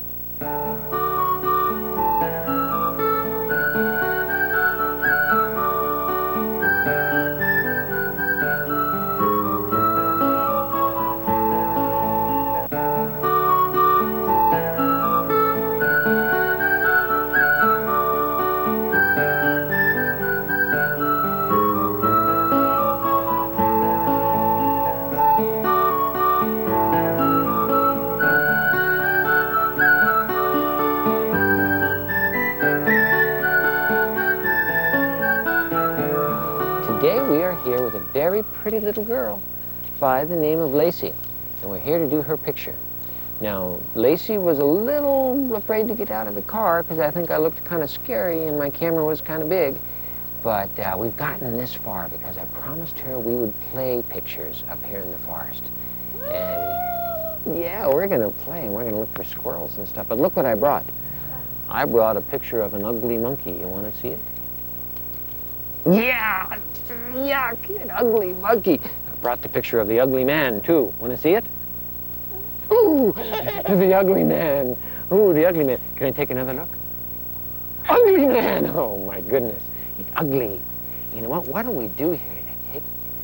With a child like Lacey, it's very important, very early on in the session, to give them permission to be themselves. Often well-meaning parents tell children to act a certain way for the photographer, and the children just end up confused and scared. Are you pushing the button? It would have been a crime to miss the wealth of delightful natural expressions that this little child has. Okay, Mr. Squirrel. I know you're here someplace. You know what? Let's let this piece go back down here and leave it there for a minute. Now, the squirrel family that lives out here, there's 4 little squirrels and 1 big squirrel. And the one... Oh, you almost took a dive there, huh? So sweet. Beg my pardon? I love how you say that. Would you say that to me again? Say it to me again. Say it. I beg your I pardon. beg your pardon. Aren't you the sweetest angel? You say the sweetest little stuff. Now watch. I'm going to do something here for this full-length picture. I'm going to put this like this, and the camera will show your feet. Now stay there just for a second. I'm going to go for a little walk, but please, don't make me trip when I walk, okay? Promise? Oh, you. Oh, you. Oh, you. Oh, my gosh, you silly. You did that on purpose, didn't you? You are such a character. Squirrels.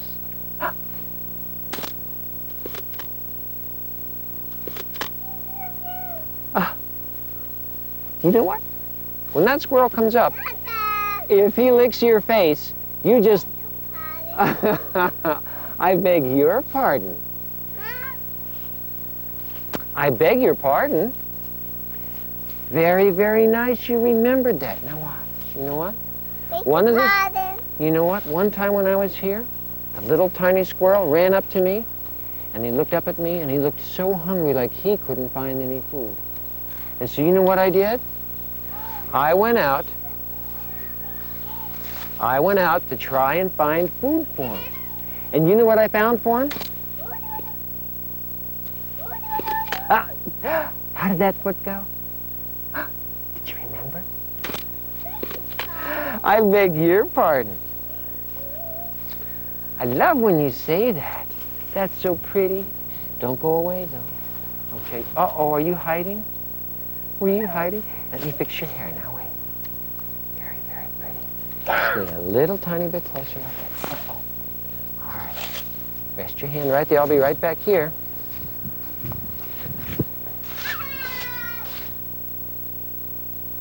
Lacey! Hi, Doll. Hi, Dolly. What? What? Uh-oh, look. Badger in the tree. Badger in the tree. Badger in the tree. Oh. Lacey has so many different looks that you just have to be prepared to shoot a lot of film to capture the right ones.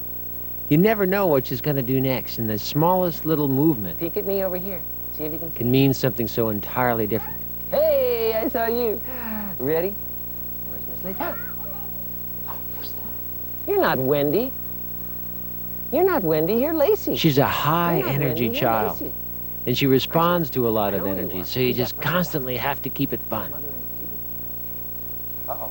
As soon as you get her bored, you're going to know it. Oh, who's back over here? Pretty girl. Oh, who's back over here? Wait, I'll do my trick with the leaf. Ready? Ready? Oh, too big. Watch. That one? This one. This one's perfect. Ready?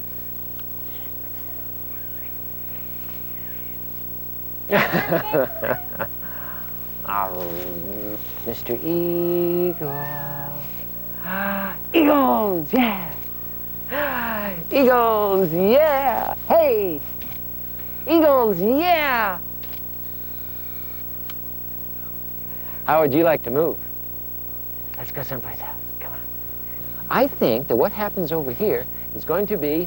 Rather than over-direct a child, if their feet aren't graceful, I'll simply crop in closer. I'm going to get you for that. Sometimes it's easier than changing the whole position. You are such a character. Yes, you are. Let's let you stand over here. Let's... Uh-oh. Uh-oh. Uh-oh. Oh.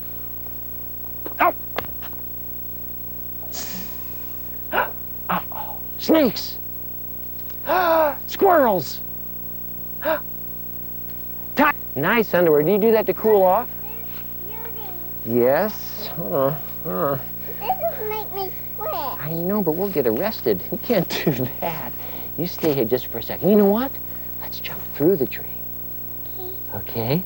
Some kids just steal your heart away, and it's so easy to keep up the energy for them. But be very careful that you don't over-direct them. It can be very intimidating. So I'll simply suggest an activity, and then I'll let them perform it their way. Now watch. I'll go for an adventure walk. I'll go for an adventure.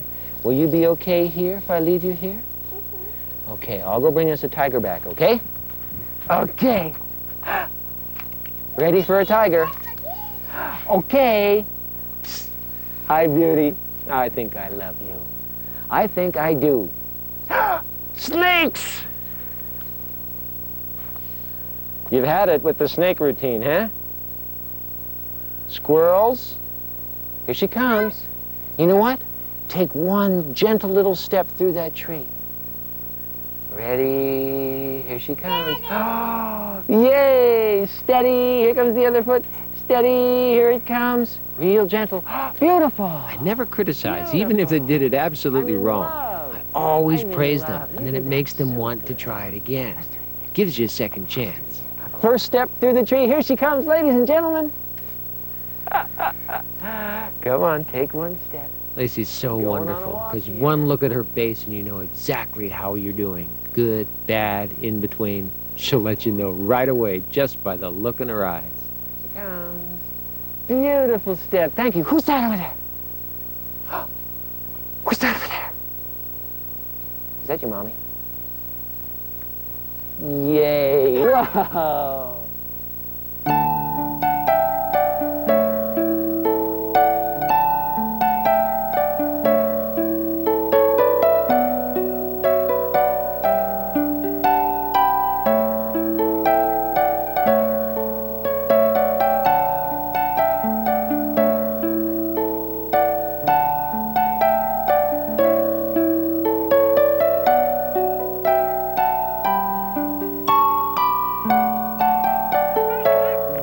Our next sequence will be a complete change of pace. It'll be a mother and her infant child, and we'll present a whole new set of portrait Are you calling opportunities. me an old man? And what we're going to do is just set up a scene where the two of them can interact together. Hey, Haley, welcome to the world. Welcome to the world. It's not going to be as bad as you think. Let's lie her down and we'll get started.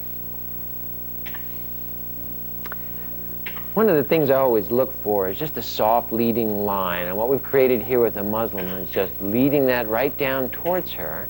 Our light is coming from behind, so really at this point it's blocked a little bit, so I'm going to move Beth back just a tiny little bit. Could you slide back that way just a little bit? This beautiful soft light is now just going to wrap around. Now the things that we watch for are just the way the lines intersect, so Beth, is it possible for you to just lean down even a little bit more towards her like that? Very pretty. Let these be very soft. Are you having a nice time? This hand, if she'll stay there, let's try that hand on top of her instead, just resting just like that. Very pretty. Let me look back here from my camera. Okay, what it looks like back here is this terrible spread eagle. Okay, poof, like that with little ones. So we're going to change that a little bit. What we're going to do is move this shape so it'll go this way, and these little legs will go down towards you. Hi, baby girl. Hi, baby girl. Now we've got a softer feel to this. Yeah, you want to squirm around though, don't you, huh? You want to move, pal, huh? We're going to let Mom and Baby just talk together here. Mom, anything you want to do is fine with me. We love the way you do that. Yeah, who is that? So sweet. Go down even closer, almost nose to nose there. Darling.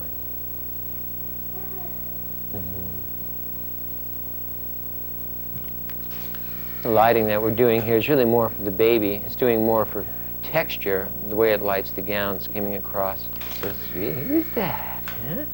I love that stuff. It's obvious we can't give a lot of instruction to half of the models here. To ensure the right feeling, we take care to set a scene with the right symbols and textures and shapes. Lucky. Now it's up to the mother and child and their reactions to each other.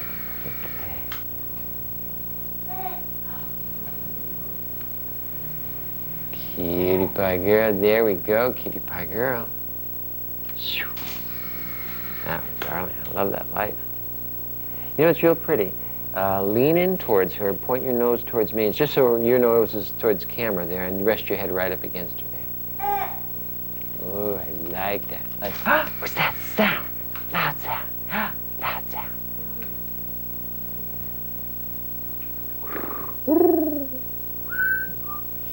Now, this is a time for patience and encouragement. The moms have to know that it's okay if this takes time. Because if the mom is tense, the baby will pick up on it and feel real uncomfortable. Hi, beauty. I'm gonna get you. Gotcha.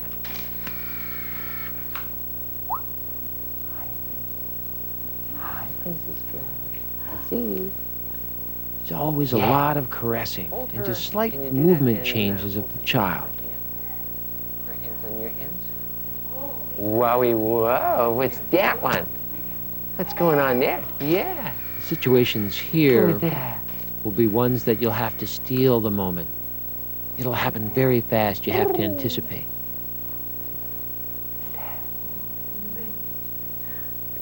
Lean in towards her, just your point of view. There you go.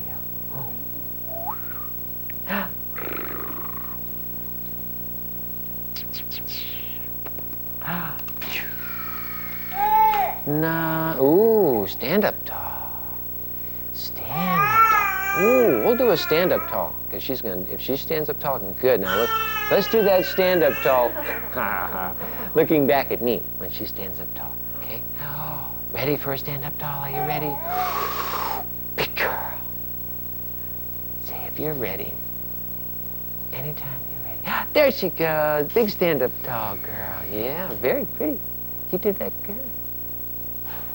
Yeah, now I can back down to that little one. Beautiful, there we go. There you go. Love that. Pure poetry. Yeah, so sweet. Ooh. I like that.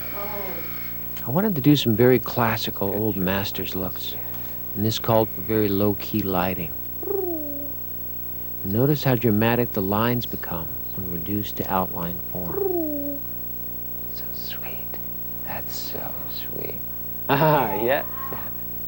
New hairdo for Mama. There's a lot of gentle S-curves and round, soft beautiful, shapes beautiful. in this particular pose. These lines are very symbolic, gracefulness and gentleness, Pretty face. Yeah, smile at that little baby girl. and symbolize the feelings we're trying to portray. Well, we'll just fake it then. Yeah, yahoo! Beth, you did wonderful. You guys are just beautiful together. That's great. Well, thank you, mother and baby. You went the distance.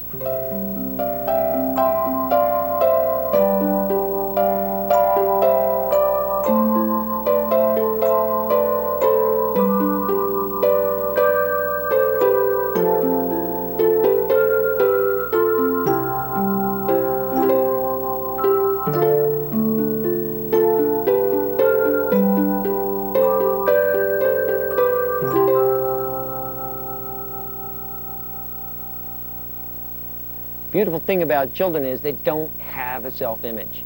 They don't have the weight of the world on their shoulders. They're free. they feel, they imagine, they play. It would be a crime for me to come here with a plan that those kids had to perform. The way that I choose to work is to work with each kid individually. Watch how they move.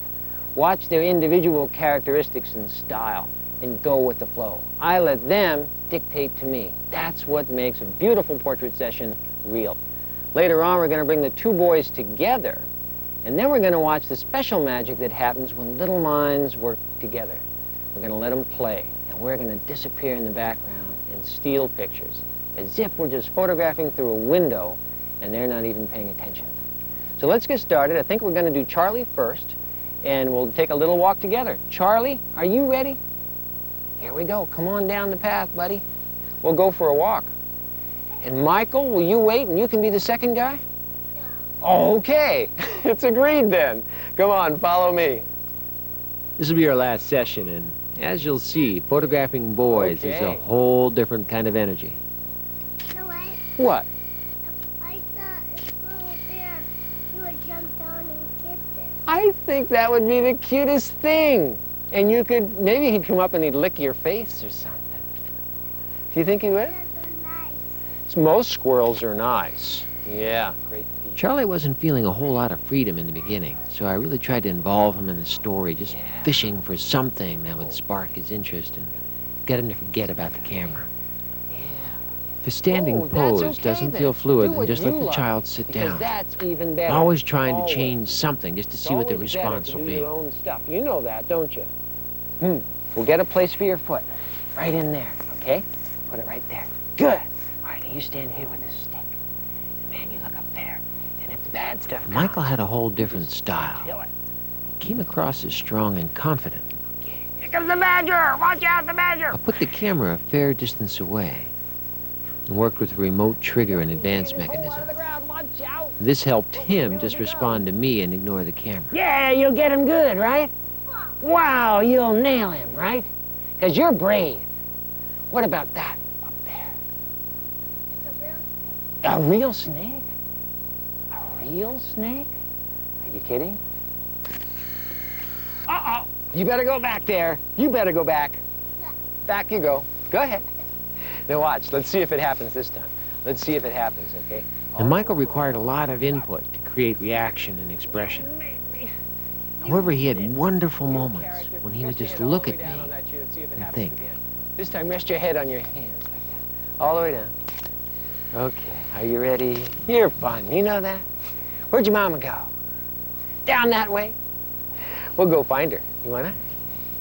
Okay. The sun starts to set in the west here. Charlie's kind of out of energy. And so I'm not going to push him in anything. We're just going to sit here and let him relax. We'll probably get the more melancholy shots here, the quieter, more thoughtful things. When a child reaches his limit, they tune me out. And that's often when a lot of people go home, but it's often the best time to start shooting because of that beautiful look that you can't achieve any other way, except when they're bored and they'd rather be someplace else. So it is actually a positive thing. Now watch this kid when he thinks nobody is looking. Imagination kicks right in. I'll often tell them, I'll be right back, and I'll walk away from the camera and simply shoot with the remote. This gives them the illusion that no one's watching, and they do great stuff. Lonely always photographs great. That was so good.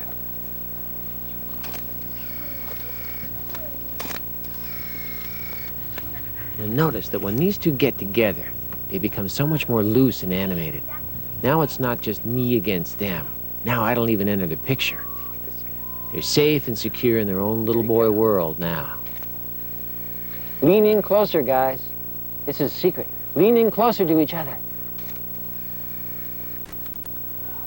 Now here I'm trying to get a look started, and I try and direct them into an illustration type of photo. Michael, look at Charlie.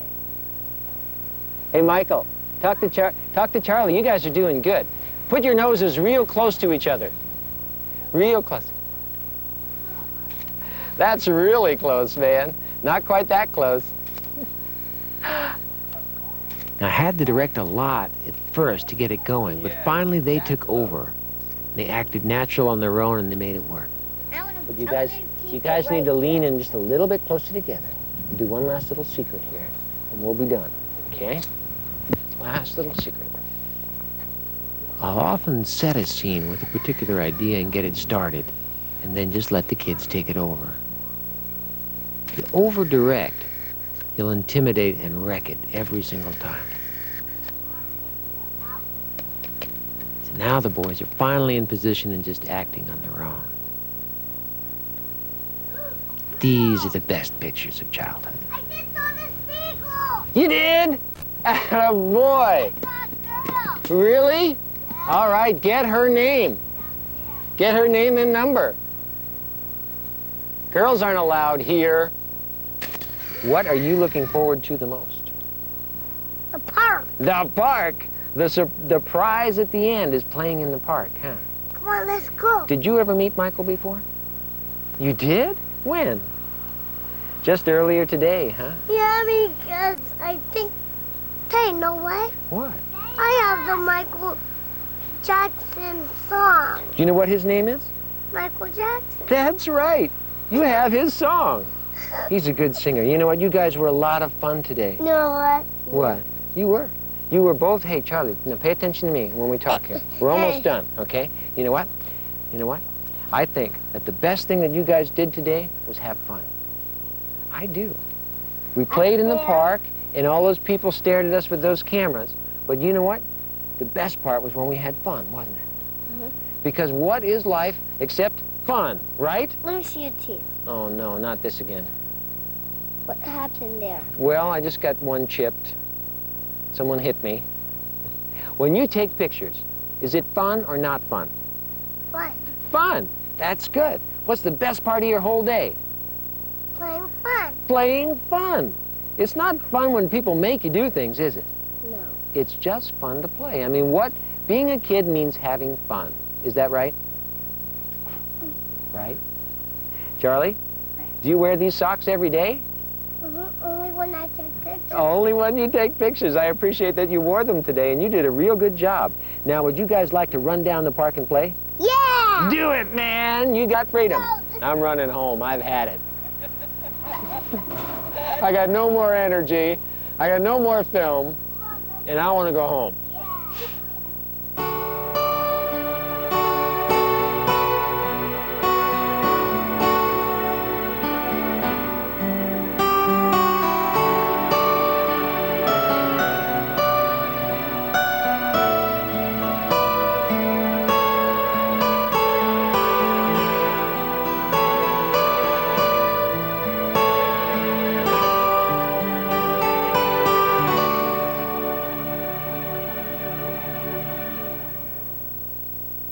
Well, now you've seen it.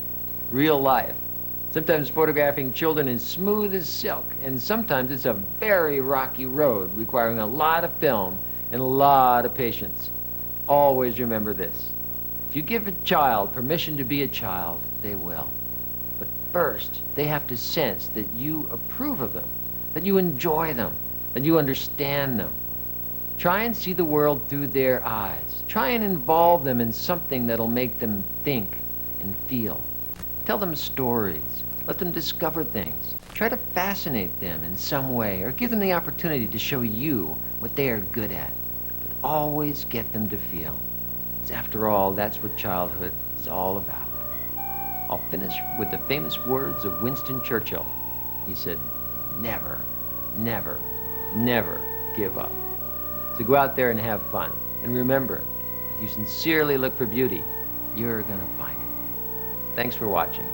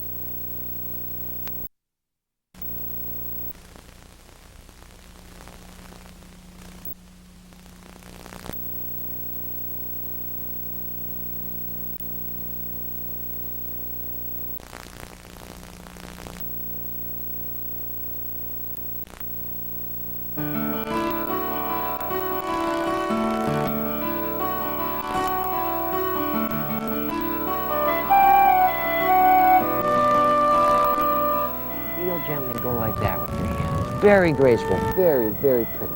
Ready? Go ahead. There you go. Good girl. All right, wonderful. You're doing beautiful. Everyone has a dream. What counts is what you do with it. In A Hole Gnu Light is a series of video programs by acclaimed portrait photographer David Peters.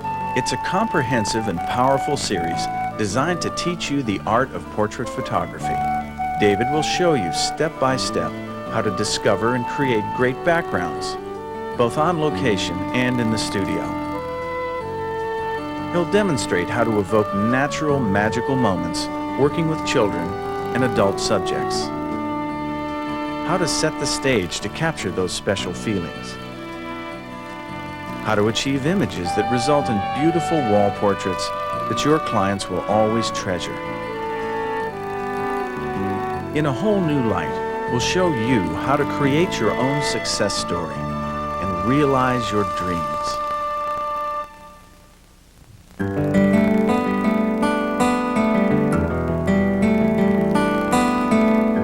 The park we're in now is called China Camp. It's springtime, it's green, and beautiful for soft portraits. Since I do a lot of my work environmentally, I'll be taking you to a variety of locations, which I use to create different moods and feelings according to the subjects.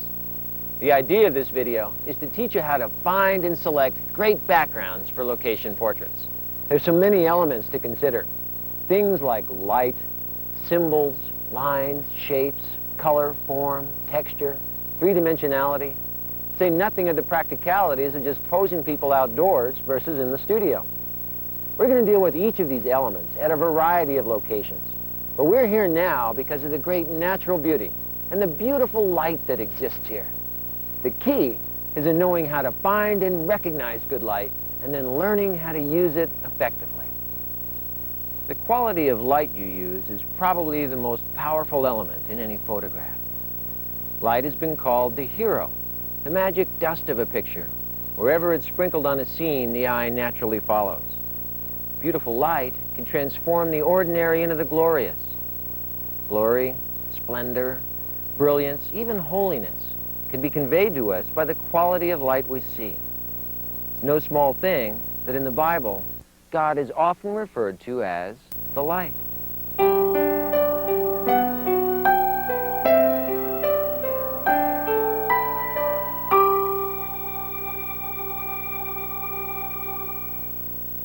Let's consider the different types of lighting you're likely to encounter in an outdoor situation. First, there's the broad expanse of open sky in the afternoon when the color temperature is primarily blue or white. Outdoor film is color balanced for this kind of light, which is called direct light. Direct light is very bright and causes harsh shadows, but it's wonderful for detail in certain landscape photographs, although it's brutal on people's faces, causing all kinds of imperfections to show, and it usually causes the subject's eyes to squint. A more useful light for portraiture is diffuse light. It's softer, less contrasty, and a lot more forgiving of flaws on faces. It's available on days that are overcast or cloudy. You know, the kind of days that most non-photographers think you can't take pictures on.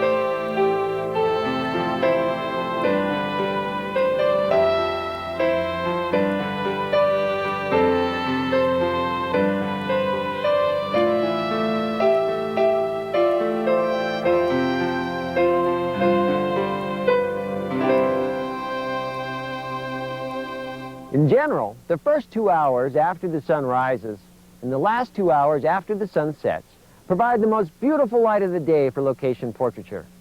When the sun is lower in the sky, several factors are important. The color temperature of the sun is shifted to the red. If you have a color temperature meter, you can actually measure this as a Kelvin number, and it would read between 3,400 to 3,600 degrees. It's a beautiful, soft, flattering light with longer shadows, so objects have a sculpted and three-dimensional feel. This light is often called the golden light because of the beautiful cast to it, as you can see in this next series of pictures taken here in that beautiful magic time of golden light.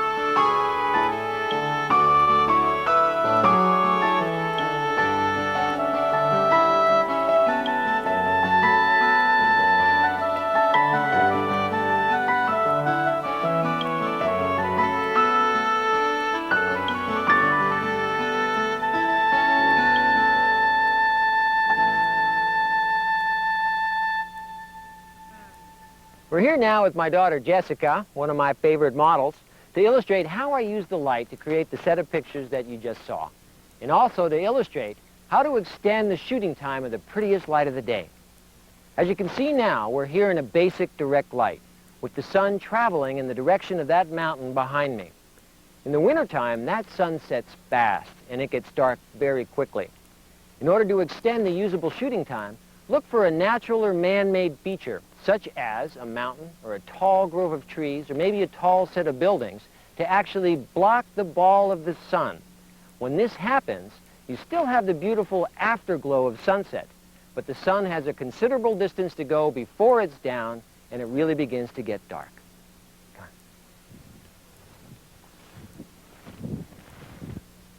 While we're waiting for the sun to go behind that mountain, let me show you a very pretty way to use that last hour and a half of light. What we're going to do here is set up a very pretty backlight shot.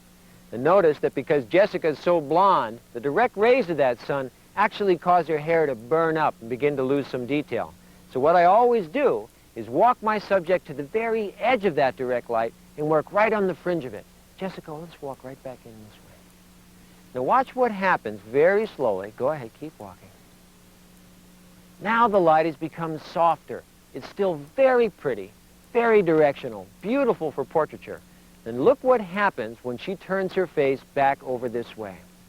What this is a beautiful light source called the open sky. The direct rays of the sun are being filtered by the edge of those trees, and we're getting a very soft backlight behind her.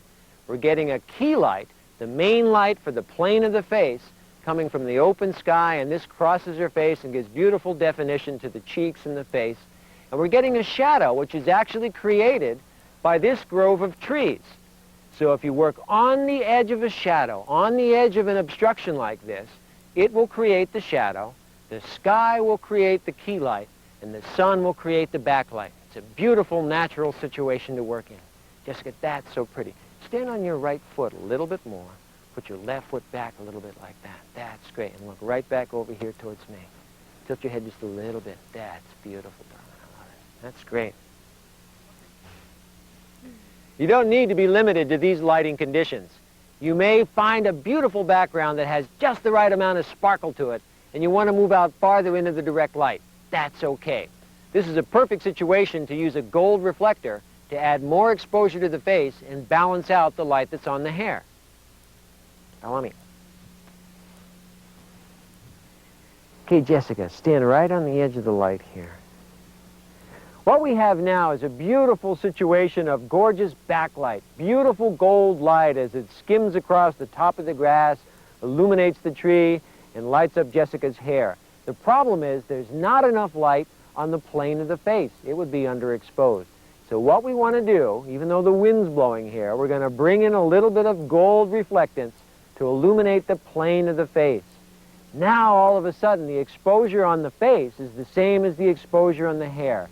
And the negative will be exposed correctly. There'll be detail everywhere. We're just at that magic moment when the sun changes from being the backlight to the key light. Now watch what happens. Jessica, walk over this way. Now, as you can see, there's a very direct form of light on her face, which is giving a lot of highlight on this side, but the shadow's still quite deep. Now watch as the sun slowly goes behind the mountain. It will begin to soften. And as it steps down about a half a stop or a stop, it's going to create a beautiful, soft, even light over this whole field. And for hundreds of acres, there's this beautiful, sweet light, giving a wonderful form and texture to everything. Okay. Now what's happening is that light, inch by inch, is becoming more and more like a beautiful studio light, giving just enough form and texture, but yet it's lost its specularity. It's not so harsh that it's burning up or throwing hard lines. Now the lines get softer and softer. The same thing happens to the background. Now what we've created is literally hundreds of acres of beautiful studio, all caused by the setting sun being obstructed by the mountain. Because it's not actually setting beneath the horizon line, this will extend our shooting time at least a half an hour or 40 minutes, enabling us to do all sorts of walking and moving poses that show vast areas of landscape, not forcing us to be confined into one small area of perfect light. For this sweet, small time of the night, the light is perfect everywhere.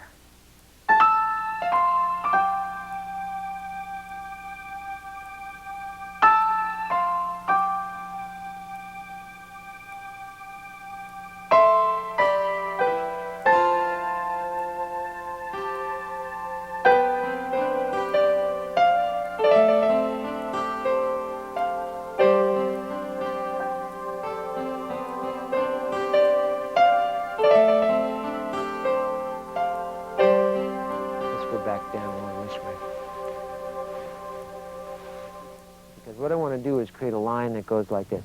You'll be going in this direction, so walk towards that tree over there, okay? So just walk straight ahead. Take a step. Beautiful. Okay, keep walking that way. That's great. Now look back towards me. Good. And just kind of look up in the sky there. That's beautiful. In fact, take your hand and just put it back against your chest like that if you just think about something. That's so pretty. Fix your hair just going across your face there. There you go, and on that side. That's good. Take another step. I want you to go in closer to the tree there. Stop and just look straight up like in profile. There you go. Beautiful. That's so pretty. Let that hand go real graceful across your chest. See how the fingers are pointing? There you go. That's nice. I like that. Very pretty. Now turn your face back towards me over here. What I want to do, I'm going to create an additional line here by actually taking her dress and getting it caught up on some grass. What that does, it just gives it a little more graceful. It didn't happen there, so take one step farther forward and we'll get it caught on a little more grass. That's good. That's the way to do it. There we go. Beautiful. It just extends that curve, because that's one of the curves of romance and softness and gentleness, Turn your face back up towards us again just a little bit. That's so pretty. Look at that beautiful soft light. It's sculpting her, it's sculpting the dress, it's shining just beautifully through the grass and giving shape and form to all the ridges of the bushes behind her. Everything in this scene speaks of softness and romance. The beautiful round shapes of the bushes, the beautiful intensity of that green, so restful and gentle. That's really pretty, darling. Okay, I tell you what, take a step back towards me, we'll walk to another scene over here.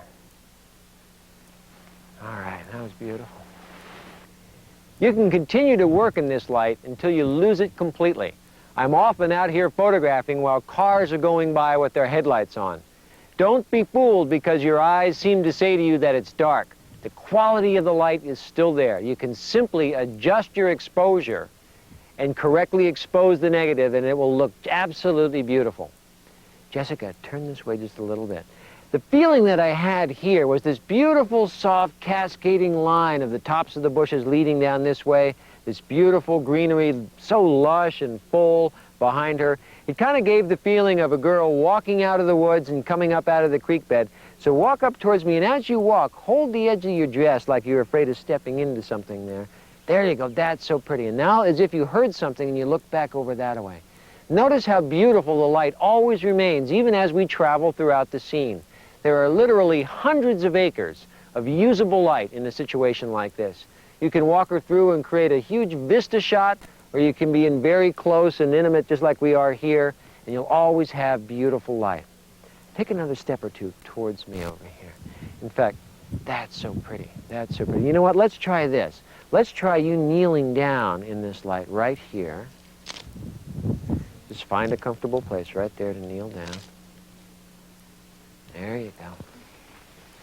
Always be aware of all the lines in your photograph. Often you can actually control the lines if it's something as pliable as grass simply by coaxing it in the direction you want it to go. There are lines everywhere here. We're responsible for absolutely everything within the frame that we're choosing, so make sure everything flows in the correct direction. Jessica, let me do this. Let me have you spin around on your hip and sit this way a little bit farther. That's pretty. Turn your face this way even a little bit more. Beautiful. I'm just going to soften some of the lines behind her even a little bit more. And lean over on this hand. That's so beautiful. This would make a beautiful close-up shot with the lines leading in for a foreground and the lines leading away for the background. Okay, turn your face this way. We're going to continue to walk through this beautiful environment. I just want to demonstrate how now we can use some beautiful vista shots and show a large landscape area behind her. One of the most beautiful things about working at this time of night is that the exposure on the face is very, very close to the exposure in the sky. And so it's one of the few times when we can utilize the sky in the photograph without it going pure white. Beautiful vista scene like this, the beautiful swoop of the mountain coming down, leading line down towards Jessica. You can still see the beautiful glow of that sky, even though the sun has been down for quite a while. It's still glowing brighter in the direction where it's set. So we've created a beautiful landscape with a person in it, a beautiful mood shot. So far we've concentrated our discussion on one of the most powerful elements of a portrait, the quality of the light. And we'll be talking about light again at each of our other locations. But for now, let's discuss some of the other factors that really affect the mood and feeling of a background. My ideas really derive from the world of art. And one definition of art is that it is the conscious arrangement of symbols within a frame designed to evoke a feeling. I'll be stressing the importance of symbols in this video and other videos in this series. The feeling of a photograph is created in the subconscious mind before anything else. Every line, color, texture, shape, everything within the frame is important to the subconscious mind. Let's just take a walk around in this natural environment, and I'll show you what I mean. When I walk through a scene such as this, I try to be aware of all the mood and the feeling I'm receiving from it. To do that, I try and relax and empty my mind of all the workings of the portrait studio and for a brief, enjoyable moment, simply take in all the sensations around me. I try and see everything as if I'm seeing it for the very first time, with a heightened visual awareness. This is more than just looking. This is what I call seeing.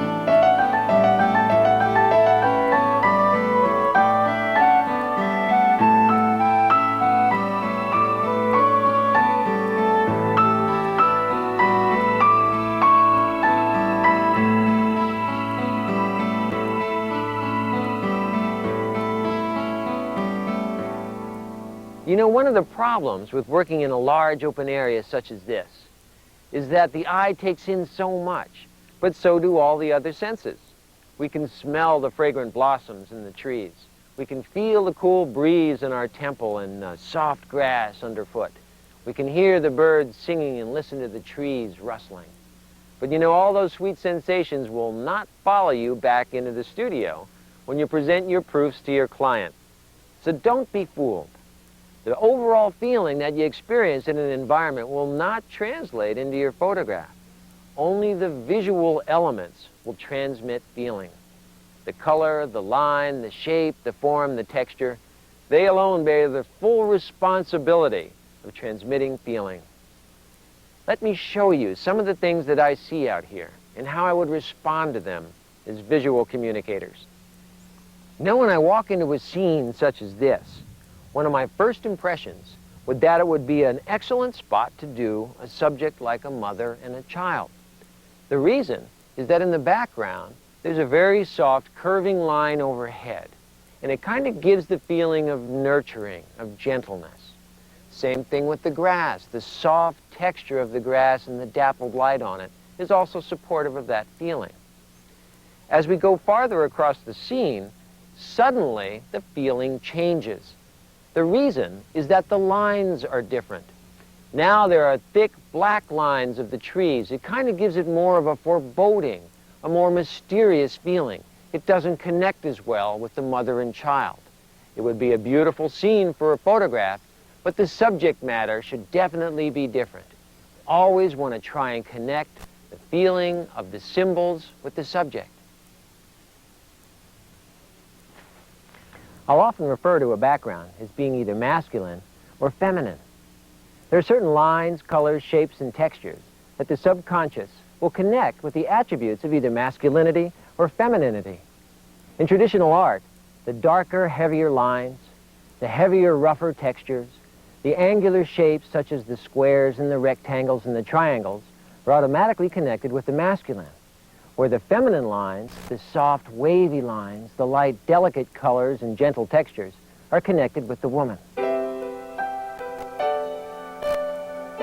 It only makes sense then, when choosing a background for a photograph of a woman, where her femininity is to be emphasized, we would look for lines that would have a soft, fluid curve to them, as well as softer textures, gentler colors, and rounded shapes.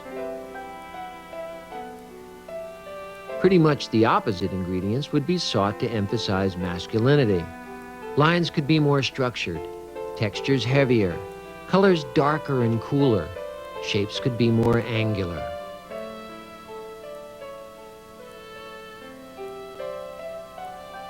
Of course, you can't always find the perfect set of ingredients for every background. Many backgrounds include both masculine and feminine, but that's okay. Can still make for a very interesting photograph, letting the opposites play off each other. The secret is to use just the right amount of the key ingredients to weigh the feeling of the photograph towards the correct interpretation. Let's practice finding masculine and feminine elements in a background and decide what the subconscious response to those symbols might be. By the way, in this park, there will be decidedly more feminine than masculine elements, but such is the case with Mother Nature. What feeling do you get from this scene? The soft, long grass, pastel colors, light, delicate textures, graceful, fluid lines, all speak of the soft side of femininity, and also youthfulness and gentleness. It's very non-threatening. It's welcoming, inviting, tender. Not far away, we have a very different look. The feeling from this particular scene is practically the opposite of the previous scene. The textures are rough and heavy. The colors deeper, darker, more contrasting. The shapes massive and unyielding. Typically, this would be labeled as masculine. But I want to make an important point here. You do not need to follow strict formulas when deciding on what subject is best suited for what particular background.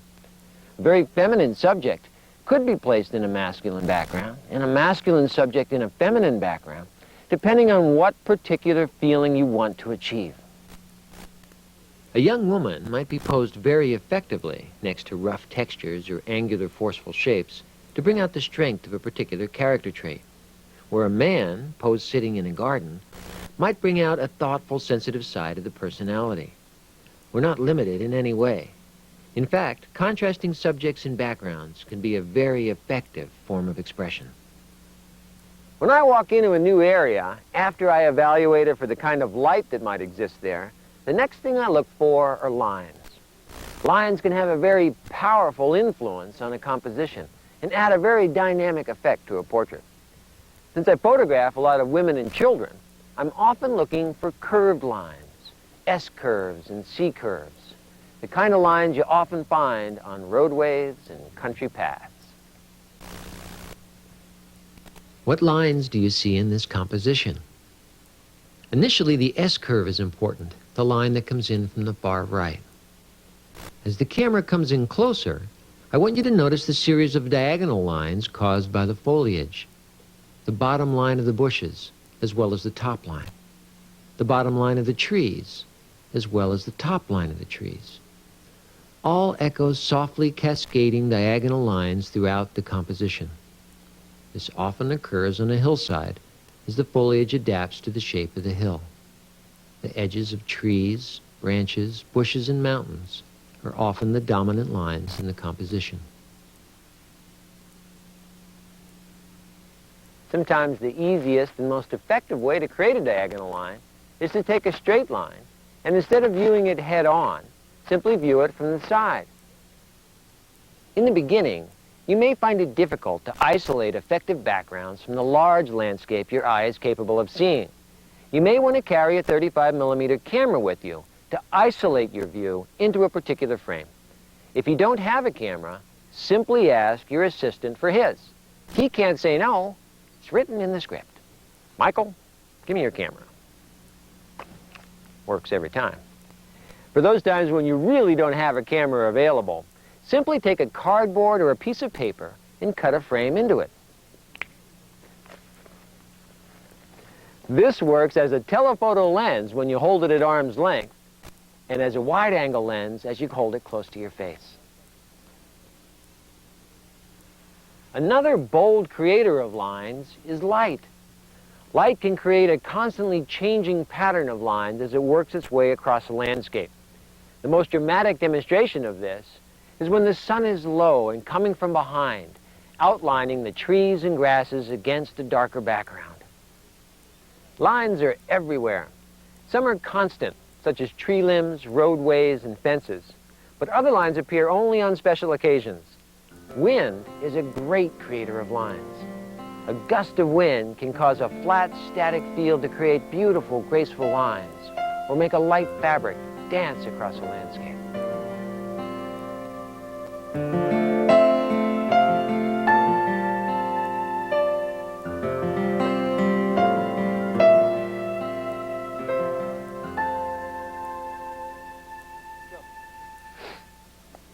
Let's pretend we've just walked down this country path and come across this scene. What's your first reaction to it? Mine would be that it's somewhat masculine, sort of a cowboy kind of fence here. Square shapes, the rough textures. But let's see how things change as we add a subject to it. Danielle, you add a pretty young girl next to a fence like this, automatically you want to create a more feminine picture. Just seems natural. So let's take another look at this same fence from a different angle and just watch how things change. Follow me. You know, it's amazing how fast feelings change, isn't it? All of a sudden, we've just changed our point of view and we've created something different. Come on up front here. Now, instead of viewing this as a country fence and sort of a place where a cowboy might lean up against it, we've created a beautiful curving diagonal line, a very graceful, gentle entry point for our beautiful subject. What I'm saying is, don't take things factual. Always view a scene by way of your feelings. This scene feels completely different from a different angle. Never assume that one angle is the descriptive angle. Walk all the way around it. Look at it in 100 different ways. You'll get that many different feelings. Just lowering the camera angle would create a whole different feel, as we're going to photograph just a second from now, as we look at the angle through all this beautiful soft grass, and we'll change the feeling again.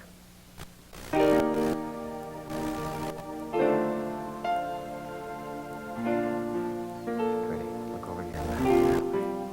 Now over that way. Okay. Down at your flowers. Hold them with two hands. There you go. Lines and shapes gain importance when they occupy a larger percentage of the frame. This is demonstrated here with the girl's hands.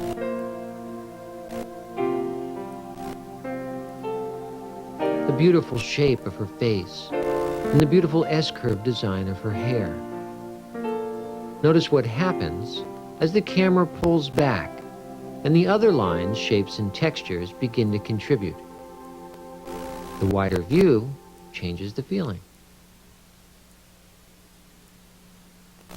You know, it's very, very difficult to evaluate certain scenes without seeing it through your camera. The reason for that is not just the fact that you're isolating a frame now and just viewing only those elements that are crucial to the picture, but also the focus. It seems to have a tremendous amount of difference on the look of the textures of the materials that are in the background. What can look very sharp and almost spiky in a background, dropped way out of focus, loses its edge harshness, and it just has a whole different effect. So we have to select backgrounds originally by just walking through, but when you get close, look through your camera lens, especially if you're looking through a soft focus lens, things will begin to really have a tremendously different feel. That's beautiful. I like that. Just look down towards your flowers one more time. So pretty. Love the way the wind blows your hair. That's great.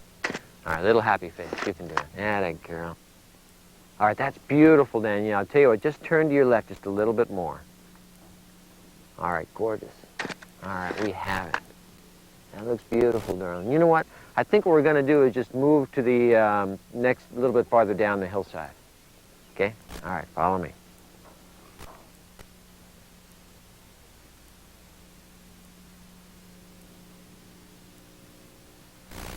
Then there are several things in this scene that could stand correcting.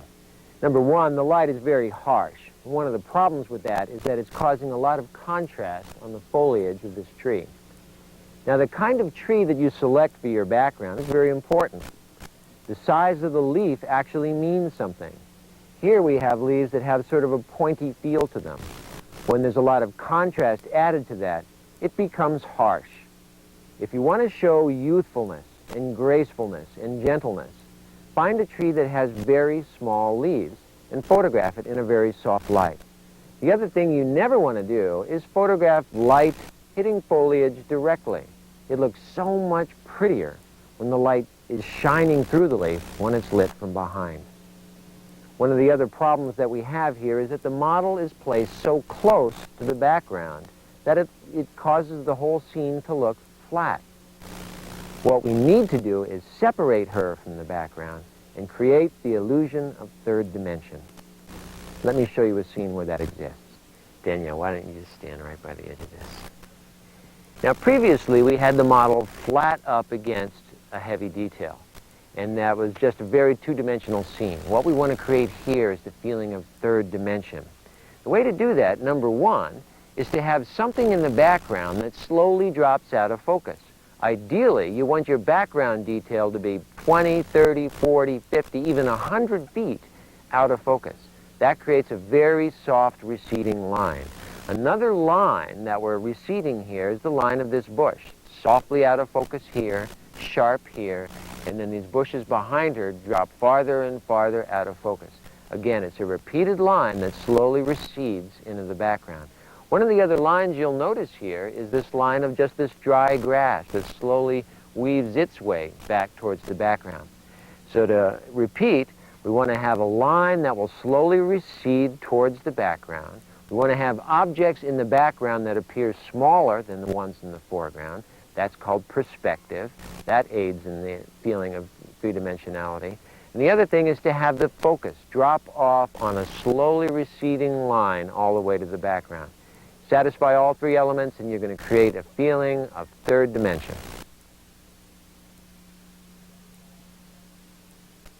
Let's evaluate several different scenes and see how feelings change as we take different photographic elements into consideration.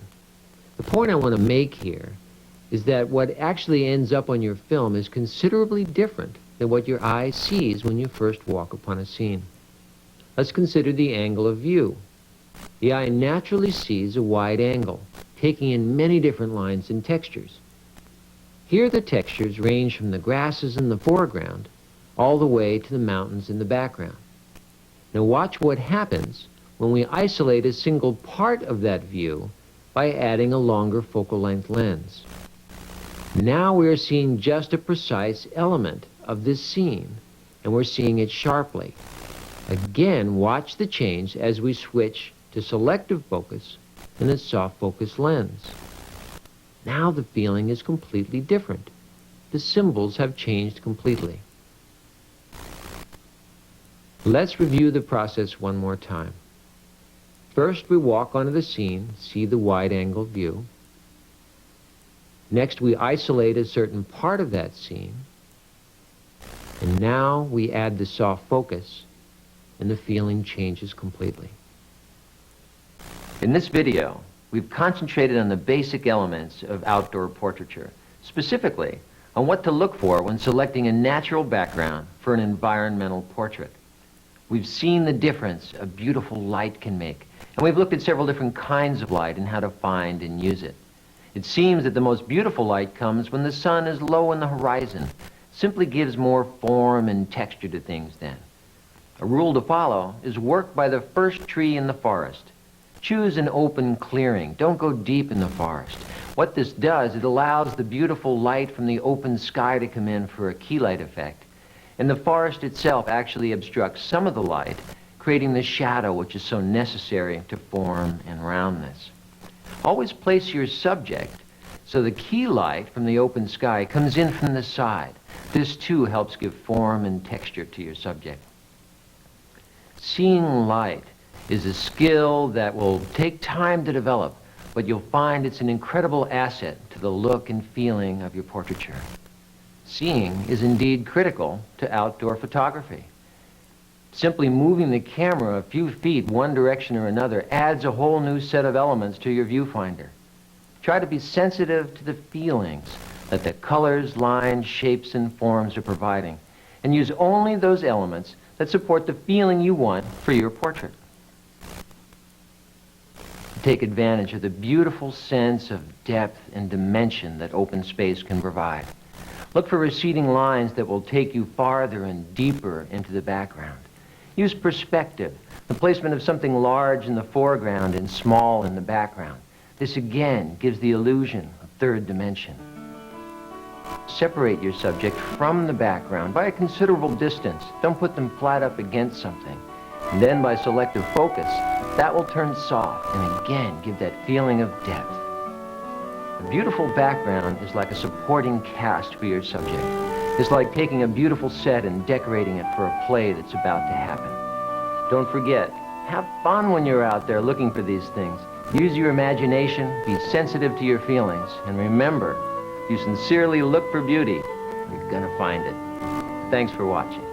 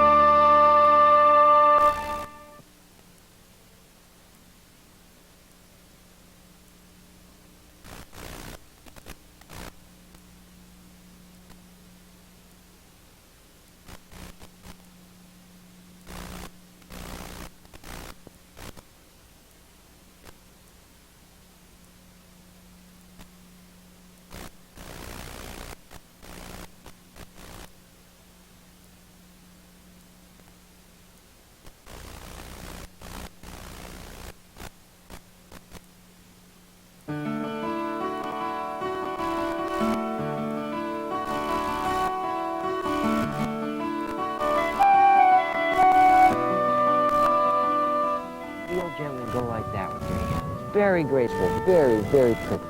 Ready? Go ahead. There you go. Good girl. All right, wonderful. You're doing beautiful. Everyone has a dream. What counts is what you do with it. In A Hole Gnu Light is a series of video programs by acclaimed portrait photographer David Peters.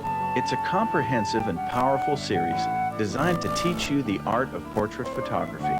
David will show you step by step how to discover and create great backgrounds, both on location and in the studio. He'll demonstrate how to evoke natural, magical moments working with children and adult subjects. How to set the stage to capture those special feelings. How to achieve images that result in beautiful wall portraits that your clients will always treasure. In A Hole Gnu Light, we'll show you how to create your own success story and realize your dreams.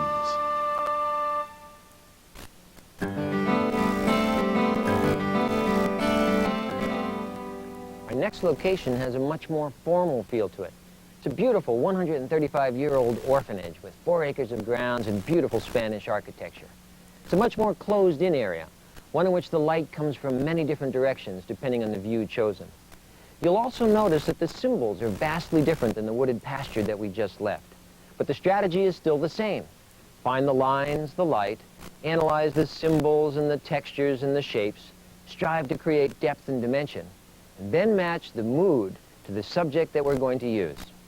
Let's go for a walk and find some backgrounds and some feelings.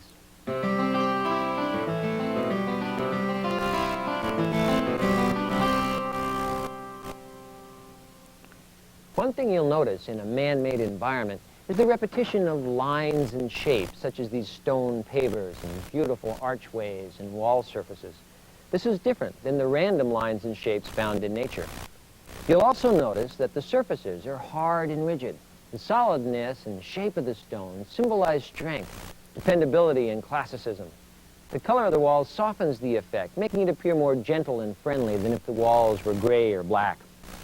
It feels friendly. The effect is heightened by the delicately leafed and softly rounded plantings in the landscape. The overall feeling is that people are welcome here, as if stories have unfolded here, real things that happen to real people. There is a storytelling quality to this location. Because of the massive stonework, an effective tool to use here is contrasting textures, playing opposites off of each other, soft against hard, temporal against eternal, or in the case of the photograph you'll see in a second, satin against stone. I like the storytelling quality of this photograph, especially the discovery of the two little girls peeking out from the balcony. It was the balcony that suggested the story. I envisioned the girls there looking out. Then all I needed was something for them to look at. The teacher, instructing the more advanced students, seemed like a natural occurrence if this was a ballet school. The varied pastels of their wardrobe contributed to the feeling of gracefulness and gentleness. The teacher in front, the small girls in back, give it depth. The light is indirect, blocked by the buildings and bouncing off of the walls. Always try to imagine a day in the life of the subjects you are portraying. Imagination makes great pictures happen. Another natural connection for a story for children would be water, in this case, a fountain. Because of its size, I usually just show the lily pond area.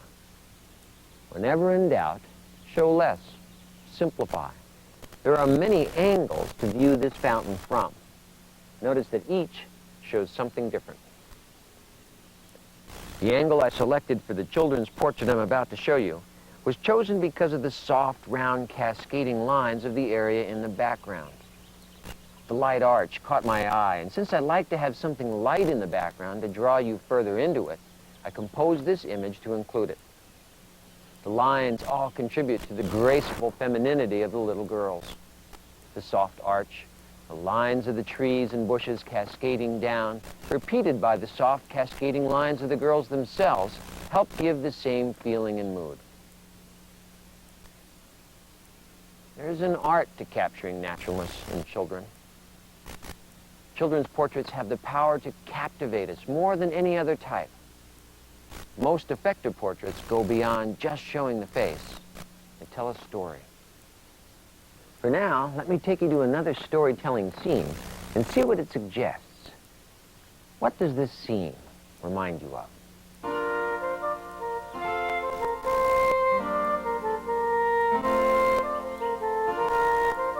To me, it's reminiscent of the towers so prevalent in many childhood fairy tales. This is a portrait of a brother and a sister, done at an age when there isn't a lot of positive interaction. The girl has her interests, the boy his. After reading some of the signals the pair were giving me, the don't touch me kind of stuff, I decided I would let that be the story. I placed them back to back, symbolizing separateness, turning the girl into the pretty light and ignoring her, letting her play with her dolls. The boy I put into a position of withdrawal, folding him up, hugging his knees. I talked to him a bit, and I liked the pleading look that he gave me. He desperately wanted a brother to play with instead. The tower seemed to add the mystery that was needed here. It added to the complexity of the story, and because of its size, made the children look like small kids in an adult world. This particular scene was chosen because of the wonderful shapes and lines connecting both nature and architecture, fitting for the story I involved the girl in. The sky needed to be shown, but I didn't want it to overpower, so in considering a vertical or a horizontal view, I chose the horizontal because it cropped out the sky. It minimized the tower, so I made the foreground more the showpiece by using flowers and lace. She was encouraged to watch the birds because one might bring her a message. The light was twilight, after the sun had actually set, about a 1/15 of a second exposure, soft enough to illuminate her in the large background evenly. No reflectors were needed. I found it helpful in creating illustrative portraiture to try and first imagine a scenario unfolding before your eyes, like a mini scene from a play or a movie. This is a Romeo and Juliet balcony. It's not hard to imagine a beautiful girl walking up to the railing, looking longingly for her forbidden love. Balconies and romance seem to be inexorably linked together. This scene has the added bonus of a window in a romantic shape, repeating the symbol of romance and hope. Light coming through a window always symbolizes hope. The arches and the swirls say classical romance. A plain square window wouldn't have the same effect. Once you have photographed the subject from one angle, walk all the way around to the opposite side to see if any other ideas or inspirations come to mind. Interestingly enough, this same scene, when viewed from the exact opposite viewpoint, has a very different but equally effective look. Here the mood is changed dramatically because of the light. The light is forced to come from one side only, and with little light to fill in on the camera side, the effect is fairly low-key and dramatic. This photograph was another offshoot of the Romeo and Juliet imagining, with Juliet sneaking off to a quiet corner to read a cherished note from her love. The more personality you can give your imagined subjects, the easier it will be to picture them doing things. Let's talk a minute about real-life stories and ways we might portray them. Take a look at this courtyard. It's a beautiful storytelling scene. There's so many different shapes and symbols and textures here. Let me explain a bit about what I saw here and what I chose to portray. Let's begin with a very simple linear background, the repeated rectangles of a rising staircase. Straight lines, facing straight at the camera, create a sense of dependability, but are in reality rather boring. However, any straight line can be turned into a more dynamic diagonal simply by moving the camera off to one side and photographing at a slight angle. The steps in the photograph I'm about to show you served three purposes. Number one, it provided a masculine orientation to the photo, which I knew was for the girl's father. Number two, it was an excellent platform for body language, as multi-level areas often are. And number three, it provided a symbol for a journey. Stairs, walkways, and gates seem to say that there has been a journey from another spot, or that there is something yet to happen. They are symbols of transition and arrival. In this particular photograph, the story is of a vibrant young girl who was working in Los Angeles as a dancer, doing TV commercials and the like. She was burned out by the grind and was just thinking about moving back home and taking care of her mom, who was ill. The smiling picture was very pretty, but the picture that seemed to tell her story was this. Here, the symbol of transition, the steps, supported the story by the removing of the shoes, which symbolized her giving up dancing for now. The little girl's body language, the crossing of her feet, said it was time to go home for a while. The tilt of the head downward, the downward gaze, says that this is a serious decision, a heartfelt emotion. If you're a willing listener, your subject will often reveal a story which you can symbolically portray. Let's take a look at the same scene from further away and in a different light. In this photograph, the steps are relegated to a background position and have a different feeling because they're rendered much lighter in tone, and being further away, the lines become less commanding. Now the eye goes primarily to the couple in the gate. The mood is of playfulness and romance. Swirling delicate lines of the gate and the overall high-key tonality of the picture supports the mood. The steps in this case seem to be a promise of future times. Here the steps are again given background position, but made even less demanding by placing them in the upper right corner. The arched tree in the foreground over the subjects gives us the feeling of nurturing and protection. The steps, a simple lead-in to the photo and provider of stability and depth. It's very important when selecting outdoor backgrounds to view each scene from a variety of camera heights and angles. When evaluating each position, ask yourself if everything included in the scene contributes. If it doesn't, simply eliminate it. For example, in the small walkway patch behind me, the brightness of that little area is very distracting because its luminescence is much brighter than the rest of the scene. To change that effect, simply portray it from a lower camera angle, like this. From this position, the white area has been virtually eliminated, and the gray lines become much more dominant. Remember that everything you include means something. So position contributing things to be important and distractions to be less important. Here's another rendition of the steps, this time as part of a moody scene photo, the subjects appearing small and fragile compared to the size and mass of the steps. Here we view the subjects anonymously from afar, hidden by the distance. It's easy to picture the two walking down the steps, resting at the bottom, taking time out for a rest, perhaps to heal a hurt or share a hug. Here the stairs appear to be both a transitional element and a destination. We don't feel the need to see them go any farther. When you first walk upon a scene, the eye actually takes in about a 180-degree perspective. That's a lot of detail. One of the most attractive elements in our new scene is our new model, Regina. I usually try and block a shot by looking at it from the perspective of about a 127 or 150 millimeter lens on a 2 1/4 camera. From that perspective, I am able to crop out a lot of the extraneous detail that I really don't want in the photograph, and it gives me a better chance to react to the symbols that are there. What I'd like you to experience firsthand is my thought process as I first walk onto a scene and begin to make some of these decisions. I'm going to do this by actually putting the video camera on my shoulder and taking you a walk through the scene that way. The first thing I look for in a scene such as this are lines. And there are several lines that are happening in this particular scene. The strong line is along the garden path. From this particular viewpoint, it's straight line.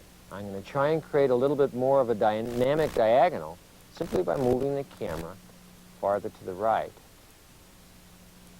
And that does increase the strength of the diagonal, but my reaction to it is that the left wall behind her in the building becomes too powerful. So I then try and crop out that particular part by moving in just a little bit closer. From this point of view, it effectively isolates just the green and the brown rock. So I like that viewpoint better. I would then test it from a lower angle. And the lower angle makes the horizon line rise up behind her, isolating her face against the hillside. A higher angle brings the rock right to the point of her face, putting a darker space there instead of a lighter space. Next thing I'd want to check is by moving in closer to see if I cropped in on just the tight portrait what my effect would be. There we have just this beautiful face against the hard rock texture behind and the softer texture of the leaves to the left. And that's pretty. If I move to the right a little bit, notice how quickly that square shape comes into play. This is how fast the symbols can change in a photograph. I would want to move back over here because the symbol is a little rounder. The way that line leads down to her face is nice, and so I'm going to return back to that. And now notice how beautiful that cascading line becomes from the top of that balustrade as it just waves its way down the hillside right to her face. One of the things that bothers me a little bit is this branch right in here. Because there's no foliage on it, is simply an unwanted line. I would do whatever I could to eliminate that from this scene. Perhaps by cropping we can eliminate that. And I'm moving a little bit closer again. This is just changing lenses. What we're doing is isolating different parts of the photograph. Looking at the scene now from a storytelling point of view, I get a flashback from The Secret Garden, a book I used to read to my daughters. It spoke of an old, overgrown, mysterious garden, a perfect place for telling secrets and sharing dreams. But one last change needed to be made. The details that remain in this scene demand too much attention. There are imperfections in the stone wall and too many details in the grass on the hillside. So I finally view the scene with the diffused lens, and bingo. The scene takes on the feeling of the remembered story. Here was the scenario. 1. Check the scene for adequate light. 2. I noticed the strongest lines. 3. Notice the possible resting place. 4. I tested different views utilizing the strongest lines. 5. I noticed the feeling the symbols shown were giving. 6. I tested through the camera for a close-up effect to see if it improved. 7. I returned to the best view to see if the feeling of the imagined scene fit. 8. I added diffusion to subdue the details and add the mood. What we just did was view a scene not just from a left-brain technical consideration, but also from a right-brain point of view. What did the scene feel like? What feelings did the symbols seem to portray? What human emotions or stories might we connect to them? This approach helps us to connect the right scene with the right subject for more meaningful portrayals. Here's another scene from this courtyard, designed around symbols. This is a portrait of a young girl, 13 or 14 years of age, done in the springtime when this tree is alive with beautiful white blossoms. The tree would be a very pretty background for almost anything feminine because of its soft texture and gentle color. I thought it to be a fitting scene to show the innocence and vulnerability of this young girl, making the stone wall make her look fragile and delicate, the fleeting blossoms of the tree echoed by the color of her gown, the shape and line of the tree echoed in her pose. Blossoms in springtime symbolize emergence and transition. This is a young girl blossoming, making the transition from girl to woman. The softness of the light echoes the softness of the mood and expression. Always attempt to match the mood to the picture and to the symbols portrayed, or vice versa. Here, the same background is used again, putting a lot of space around the subject, which this time is a young child 3 or 4 years old. The mood is lighter, more playful, frivolous, typified by her body language and expression. The tall, thin cropping is keyed around the shape of the wall opening, but supports the light, delicate feel of the picture. So the cropping and shape of the final piece can have a symbolic contribution as well. In this photo, the little girl is in a scene with a pretty foreground, but with a background that goes dead, an unwelcoming symbol of darkness. Notice the change of feeling here, where there is a wonderful warm light to draw you deeper into the scene. Here the light is a symbol of playfulness and promise, much more fitting for this little girl. This scene is very attractive for a number of reasons. One of them is Kelly. The other is the beautiful archway that she's standing in, and the beautiful way that that foliage echoes the shape of the arch. Also, I love the beautiful pastel colors involved here, and the sense of depth and dimension in this background. The problem is there's very little light coming in from the front.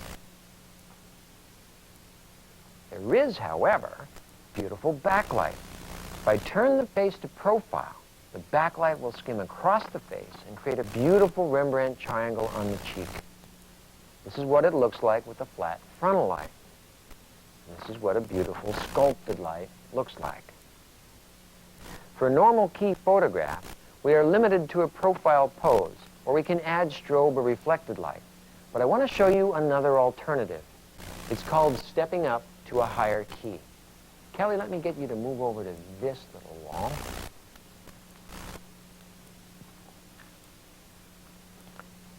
In stepping up to a higher key, the exposure is made in the dim light area. The reading I'm getting here is approximately f4. If I took a reading for the background, getting a reading of f8. Now, once we expose for the front light, you'll see that the background, it becomes overexposed and automatically goes up to a higher key, just as you're seeing here. Let me demonstrate that again. This is the dimmer light just in the front, where the background becomes the normal exposure, the face is deeper, and this is the example of the higher key effect as we open up for the light on the face. You may have noticed that most of the portraits we've shown so far have been full-length portraits. Let's concentrate for a little bit on finding backgrounds for head and shoulder and 3/4 length portraits. On a medium format camera, I'm going to be using a 180mm lens.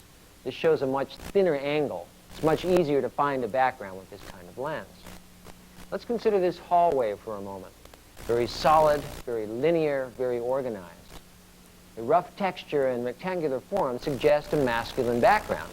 And since we have a masculine model, Daniel, let's proceed to do some portraits. All right, Daniel, I'll tell you what. I'm going to just turn your body this way a tiny little bit. And one thing I'm going to change, keep that weight the way it was before where you had it shifted that way. Let's just tuck this hand down inside here and then just turn your face towards the light over there. That's great.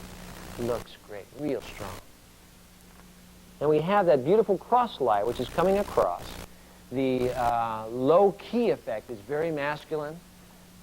The way the light crosses the face, sculpting the face, is wonderful cheekbones, so it's very easy face to light. Daniel, just the eyes a tiny bit closer to the camera. A little bit closer to me. That's very good. All right, turn your face even farther that way this time. Very good. All right. I'm going to change the pose just a little bit. For this one, let's take the hands and just put them in the pants pockets.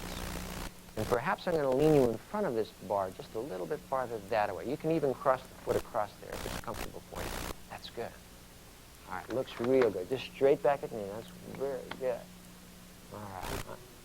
You can look straight back towards me. Tilt the top of your head a little bit this way, and the eyes right about where my hand is, right here.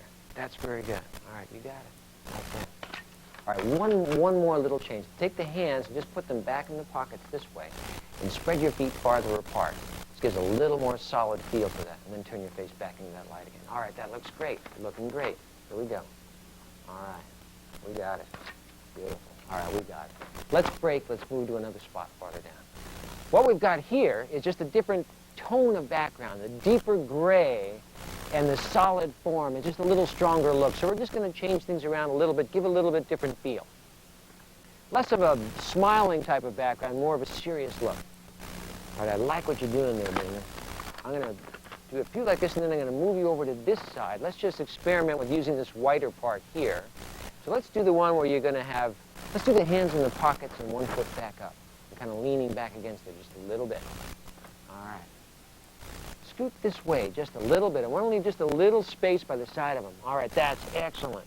Now we're using all the linear qualities of this background, the straight lines, the organized forms, and doing the same thing with him, repeating it all, straight forward back towards the camera. Like that.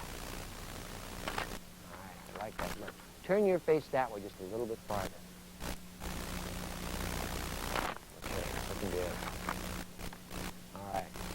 Let's change this again. I want to use more of these shapes back here in the wall. And we have a wonderful heavy textured stone and an old weathered beam over here. So let's see if we can incorporate that into a few more poses.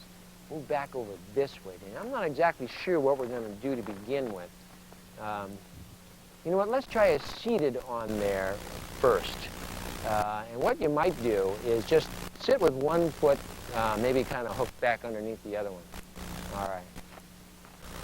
Okay, now that particular pose that we have him in now is not really as strong and forceful as all the shapes that are behind him, so I want to change that a little bit. All right, Daniel, what I want you to do, you've got the back up nice and high. Lean forward on that front foot just a little bit. In fact, bring your foot out to about there.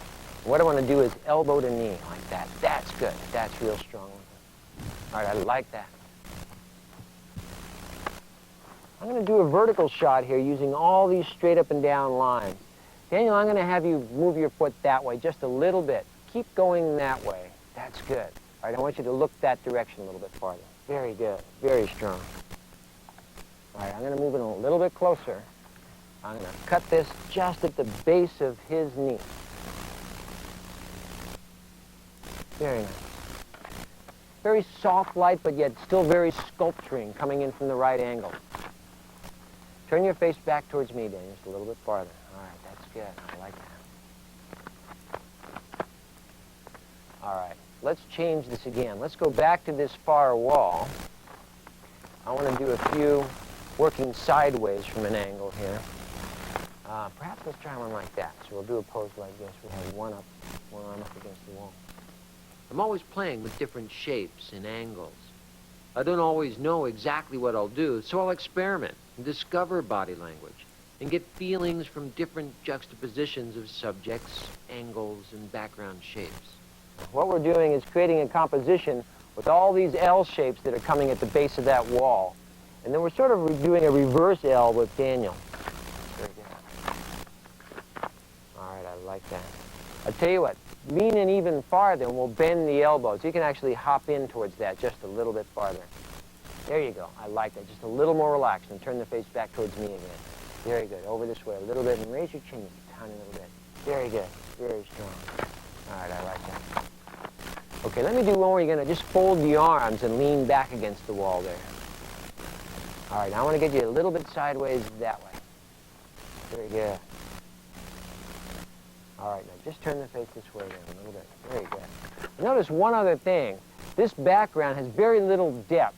Normally you would not say that this has a lot of dimension to it because the subject is right flat up against the background. Something very interesting about the background, though, is that there's almost a painted background effect to it because of the mold and all the things that have, the discoloration that's happened to the wall.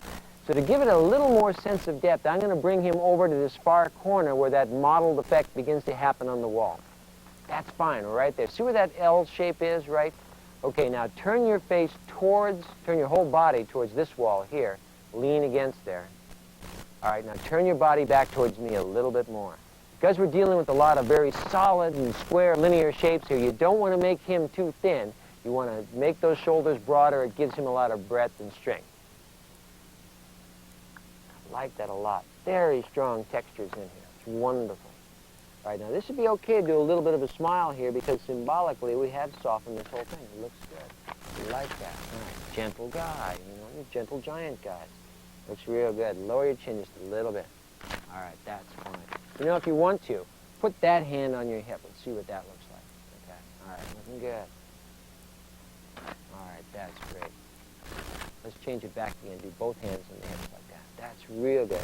So all we're really doing is changing little lines a little bit. We're just creating shapes, triangles and such, just by placing the arms a little bit differently. That's real good. I want to show you something that's just very different. I want to add a curved shape to a scene that has primarily rectangles and squares in it. So I'm going to move Daniel over this way farther, and I'm going to show you the scene from farther back. Nice use of all the lines coming together. Here, good, Daniel. Straighten your head up just a little bit. That's good. I lied. You can put it back the other way. Straight. All right, turn your face that way. Real strong. Real good. All right, you know the hand that's up on your bicep, just sort of slide it down a little bit. That's good. All right. You can show a few fingers there instead of the knuckles, so you can just let them, or just kind of pull the hand down inside it. That's good.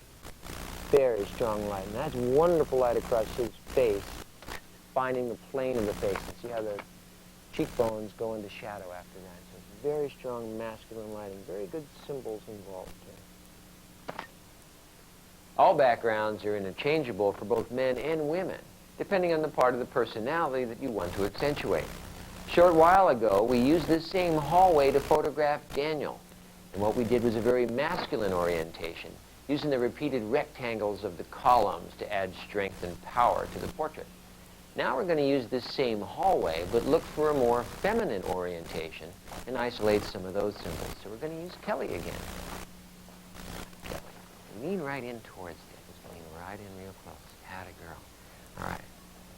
The beautiful curving lines of this gait suggest gracefulness.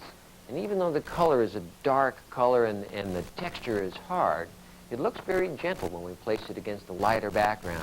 It just has a softer feel, has very easy definition. Kelly, turn your face back this way just a little bit. There we go. All right, right back at me, just for a second. That's beautiful. We're also isolating a lot of those archways, so we're using the top of the column this time, noticing that there are beautiful, soft, feminine curves there. So just using that part of the picture instead of the rectangular part, we've isolated the feminine symbols. That's beautiful. You know what, Kelly? Turn around and just put your back against there. That's so pretty. Now turn your face back over this way. Great. That's nice. Eyes right about here. Beautiful lady. We'll do it again. Nice, happy face. Look at that girl. That's so pretty. You know, it's very interesting. You're just moving the camera a little bit to the right, and all of a sudden you can see all those repeated rectangles. There is a definite masculine orientation. And if we swing back, let's see, now we're isolating just the soft, rounded areas, and we have a distinct feminine orientation. Very gentle light, the soft pastel colors, the lighter tones coming in from the left, help support this feeling of gracefulness, femininity, and gentleness. I'm sure a lot of you have been wondering whether Kelly and Dan ever get together, and the answer is yes. I want to talk to you a little bit about the illusion of third dimensionality in a photograph. This scene that we have here is a very, very gentle scene with light textures and soft shades. It'd be quite suitable for either a young man or a young woman, or in this case, both.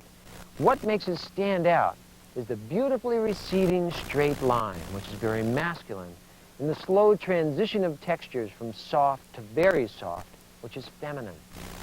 Notice how there is some separation in the background tones. When there is very little separation of tones, the background can look very flat and two-dimensional. Now here's some tips to help create the effect of depth. Number one, separate the subject from the background. If your subjects are flat up against the background, there's nothing to create the illusion of depth. Separating the subject from the background by a distance of, say, 20 feet, maybe even up to 20 yards, will cause the background to drop softly out of focus, separating the subject visually and subduing distracting detail, assuming you are shooting fairly wide open. In this video, we've seen how different the elements of a classical architectural background can be from the elements found in nature. There is generally more solidity of form, more repetition of line and design, and more symbols of a storytelling nature found in an environment such as this. Precisely the storytelling quality that I find most valuable. A story can draw you in, make you a part of a subject's life, and stir the emotion. Imagination is the key ingredient. Start by selecting a background that has a feeling, and that feeling can range anywhere from light and happy to quiet and melancholy. Regardless, with that feeling in mind, imagine from your subject's point of view what natural occurrence might happen here. Rely on your own experience, or perhaps recall from memory a scene from a book or a movie or a play, like we did with the photograph of the girl reading the letter by the Romeo and Juliet balcony. So whether your subjects are interacting with the environment, or whether the background is simply a setting where your subjects can interact with each other, always know that an effective background is a powerful contribution to your portrait. Have fun. Use your imagination and know that everything in your viewfinder means something. Happy hunting, and remember, if you sincerely look for beauty, you're gonna find it. Thanks for